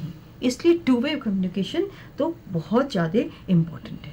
एक और चीज़ बहुत इम्पॉर्टेंट है, इस retesting, re-evaluation, reassessing over a stretch of time. अभी लगता है सब कुछ आ गया, जो कुछ बोला है ये तो हमें आता ही था पहले, पर वही चीज़ जब आपके साथ नहीं होता है कि जब एक दिन किसी टीचर ने, आपके बहुत मोस्ट फेवरेट टीचर जो हैं, उन्होंने भी बहुत अच्छा पढ़ाया, वो तो हमेशा पढ़ाते ही अच्छे है ना, तो इसलिए तब अच्छा लगता ही है उनकी क्लास में. पर जब वो अगले दिन वो आपसे बात पूछते हैं तो आप ब्लैंक से नहीं होते, क्योंकि there is a certain amount of reinforcement which is required. वो एक दिन के पढ़ाने से वो काफ़ी नहीं होता, उसको फिर से रीइंफोर्समेंट, डिफरेंट वेज में रीइंफोर्समेंट जब तक नहीं होता, जब तक आपकी उसकी अंडरस्टैंडिंग एडुकेट नहीं हो पाती है. तो इसी पॉइंट पे हम आते हैं. दूसरा पॉइंट जो मैंने कहना चाह रही थी is permitting the making of decisions for themselves. मैं आपको पता है, आपका एक स्ट्रक्चर है करिकुलम का, ये सब चीज़ें बच्चे को सिखानी है. डेली लाइफ स्किल्स हैं, फंक्शनल लिटरेसी है, फंक्शनल मैथमेटिक्स, व्हाटएवर सारा कुछ. पर उसमें भी अगर बच्चे को लगता है कि मैं डिसाइड कर सकता हूँ कि मैं आज क्या पढ़ूंगा, बड़ा इम्पोर्टेंट प्री रिक्विजिट है. जब तक आप उस बच्चे को वो नॉलेज ओन नहीं करता, जब तक वो बच्चा जो है वो इफेक्टिवली, आप कितना भी एनालिसिस कर लीजिए, कितना भी आप उसको डिवाइड करके टास्क को करने की कोशिश करिए, वो बच्चा जो है उसको जब तक वो रिसीव करने को उसका तैयार नहीं. हाँ, और बच्चा नहीं, उसका ब्रेन. आप बच्चे को बिठा सकते हैं, उसको टॉफ़ी दे सकते हैं, उसको कोई और टोकन इकोनॉमी कर सकते हैं, वो बैठ जाएगा, पर उसका ब्रेन रिसेप्टिव है या नहीं, whether he is mentally prepared for receiving that knowledge or not. Absolutely. Receiving that knowledge. यहाँ पर मैम एक चीज़, जैसा कि आपने बताया कि बच्चे को खुद से करने के लिए छूट दी जानी चाहिए. यहाँ पर एक थोड़ा सा ट्रेडिशनल अभी में अगर हम चलें तो अभी तक हमारे यहाँ पर कुछ इसी तरह की टीचिंग रही है. तो टीचर ने बता दिया जी आपको ये काम करना है और ऐसे करना है. अगर बच्चे ने ज़रा सा भी उसमें चेंजिंग कर दी, ज़रा सा भी दूसरे तरीके से कर दिया, टीचर फट पड़ते हैं कि ये तुमने क्या किया, मैंने तो ऐसे नहीं बताया था, तुमको तो इस तरह से नहीं करना था. ये कहीं ना कहीं हम बच्चे की अपनी क्रिएटिविटी जो है ना उसको रिस्ट्रिक्ट कर देते हैं, जिससे कि वो दूसरे डायमेंशन से, एक तो खुद नहीं सोच रहे हैं, बच्चे की जो सोचने की क्षमता है उस पर भी कहीं ना कहीं हम गलत प्रभाव डाल रहे हैं. बिल्कुल. आजकल, और ये हमारे चिल्ड्रन विद इंटेलेक्चुअल डिसेबिलिटी में तो बहुत ही ज़्यादा है. आजकल तो एक नया वर्ड यूज, मतलब एक नई तरफ की सोच जा रही है, हाई फंक्शनिंग मेंटली रिटार्डेड. यानी जो बच्चे, अब ये मल्टीपल इंटेलिजेंस में बेस है ये सारा कॉन्सेप्ट्स, कि जब तक आप खाली अपनी ही सोच आगे करेंगे और बच्चे की जितनी भी सोच है जो कि डाइवर्जेंट सोच हो सकती है आपकी सोच से, अगर उसको आप भाव नहीं देंगे, उसको इम्पोर्टेंस नहीं देंगे, महत्व नहीं देंगे, तो बच्चा ऑटोमेटिकली नहीं लर्न कर पाएगा. इसमें एक और इशू आता है कि जैसे मैं सीखती हूँ, जाहिर है सारी दुनिया उसी तरीके से नहीं सीखती. पर कहीं as special educators, as teachers in general, हम लोग ये सोच में कहीं पर फंस जाते हैं कि मुझे ही बेस्ट पता है कि कैसे पढ़ना है, क्योंकि मैं टीचर हूँ। और जैसे आपने कहा, बच्चे की क्रिएटिविटी को हम कहीं पर बिल्कुल एक इग्नोर कर देते हैं। इग्नोर ही नहीं करते, एक बहुत मोटे ताले के अंदर बंद कर देते हैं, जो कि वो ताला कभी टूट नहीं पाता फिर बाद में। यहाँ पर जैसे आपने बताया हाई फंक्शनिंग वर्ड को लेकर के, यहीं पर एक बात मैं आपको और ध्यान खींचना चाहूँगा, शायद मैं आपके ही साथ में मेरी बात हुई, और अपना जिसमें आपने कहा कि बजाय टीचर का अब तक का जो ट्रेडिशनल सिस्टम रहा है, अब हम कहीं ना कहीं मूव कर रहे हैं आगे, और टीचर को टीचर कहने की बजाय फैसिलिटेटर कहा जाए तो वो ज़्यादा कहीं अप्रोप्रिएट है, क्योंकि हम बच्चे को टीचर करने का मतलब ये हो जाता है कि सीधा हमने बताया और आपने सीखा, जबकि फैसिलिटेटर वर्ड में कहीं ना कहीं ये बात इंक्लूड रहता है, कहीं ना कहीं उसके अंदर ये आत्मा अंतर्निहित है कि बच्चे को सीखना है, वो जो चीज़ सीखना है उसमें आप अपना सहयोग दीजिए, आप उसके मेथड्स को इंप्रूव करिए, उसके और ज़्यादा डायमेंशंस क्या हो सकते हैं वो बच्चे के सामने लाइए, जिससे कि जो रिक्वायर्ड नॉलेज बच्चे को अटेन करनी है, जो उसको गेन करनी है, वो उसको ज़्यादा बेहतर ढंग से गेन कर सके। आपकी भूमिका ये है, बजाय इस बात के कि आप डिक्टेट करें कि बच्चे को क्या सीखना है और कैसे सीखना है। जी बिल्कुल बिल्कुल, आपने बिल्कुल सही किया कि बच्चा कैसे सीखना चाहता है और क्या सीखना चाहता है, उसको ज़्यादा इम्पोर्टेंस देना है, ना कि मैं किस तरीके से खाना चाहता हूँ या सिखाना चाहती हूँ, वो ज़्यादा इम्पोर्टेंट है, क्योंकि after all brains are different, तो सब एक अलग तरीके से सीखते हैं। और एक बहुत खास तौर से हमारे जो एरिया है जिसमें हम स्पेशल एजुकेटर्स हैं उसमें हम ये गलती कहीं पर सोच में अपनी गलती कर जाते हैं कि हमें ज़्यादा आता है, कहीं ना कहीं हम ये मान करके चलते हैं कि हमें ज्यादा नॉलेज है और इसलिए हम जो कर रहे हैं वो सही है, वो सही है। तो वो हमेशा नहीं होता है, और इसको ध्यान में रखना बहुत एसेंशियल होता है। और कहीं हम ये भूल जाते हैं कि जो प्री रिक्विजिट कॉन्सेप्ट, तो बड़ी चीज हो गई ना, हम बड़ी चीज की बात ही नहीं कर रहे, हम तो उसके प्री रिक्विजिट्स, आज का पूरा हमारा मुद्दा ही प्री रिक्विजिट्स था। जो प्री रिक्विजिट मेरे लिए बहुत आसान था, वो मैं सोचती हूँ कि दूसरे के लिए भी आसान होगा। कहीं ये समझना बहुत ज़रूरी है कि हो सकता है ये वाला प्री रिक्विजिट उसके लिए मुश्किल है, पर जो मेरे लिए मुश्किल था वो उसके लिए आसान है समझना। तो इसको जब तक हम फैसिलिटेटर के रूप में अपने आप को नहीं समझ पाएंगे, जब तक ये गलतियां शायद हम लोग कंटिन्यू ये करते ही रहेंगे। और यहाँ पर दोस्तों एक चीज़ को मैं और आपसे ज़रूर शेयर करना चाहूँगा, ये निश्चित रूप से आप इस फील्ड में काम कर रहे हैं और एक लॉन्ग टाइम आपने इसमें लगाया है, निश्चित रूप से आपके पास में टेक्निकली काफ़ी ज़्यादा आप साउंड हैं, काफ़ी ज़्यादा आपके पास नॉलेज है, इस बात में बिल्कुल कोई शक नहीं किया जा सकता। लेकिन एक चीज़ को थोड़ा सा आप सोच करके चलें तो शायद आपका काम कहीं ज़्यादा ईजी हो जाएगा, वो ये कि अगर बच्चा किसी नए डायमेंशन को ट्राई करना चाहता है, अगर आप उसे मोटिवेट करते हैं कि नहीं ये भी हो सकता है, आप इस रास्ते पर आगे चलें, तो होता क्या है कि बच्चे के अंदर एक सेल्फ स्टीम उसका ग्रो करता है कि मैं भी कर सकता हूं, मैं भी एक नया डायमेंशन सोच सकता हूं, और ये चीज़ फाइनली जो उसको एक इंकरेजमेंट प्रोवाइड करती है, उसकी तुलना आप किसी भी अदर चीज़ से नहीं कर सकते हैं। और आफ्टर ऑल RCI के थ्रू चलने वाले हमारे सभी प्रोग्राम्स का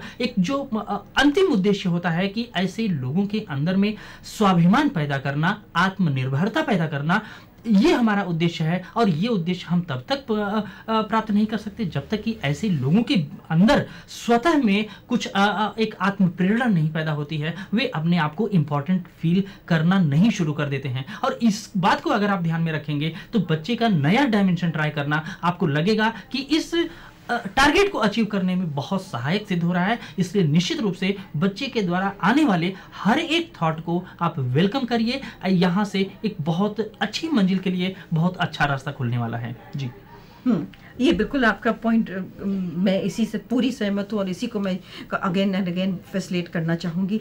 आत्मविश्वास, जी मैं भी एक कंट्रीब्यूटिंग मेंबर हूँ, मेरी भी आवाज है, मैं भी इम्पोर्टेंट हूँ, मैं भी सोसाइटी के लिए, एग्जैक्टली, और मेरी भी आवाज है, वो बहुत इम्पोर्टेंट है जी।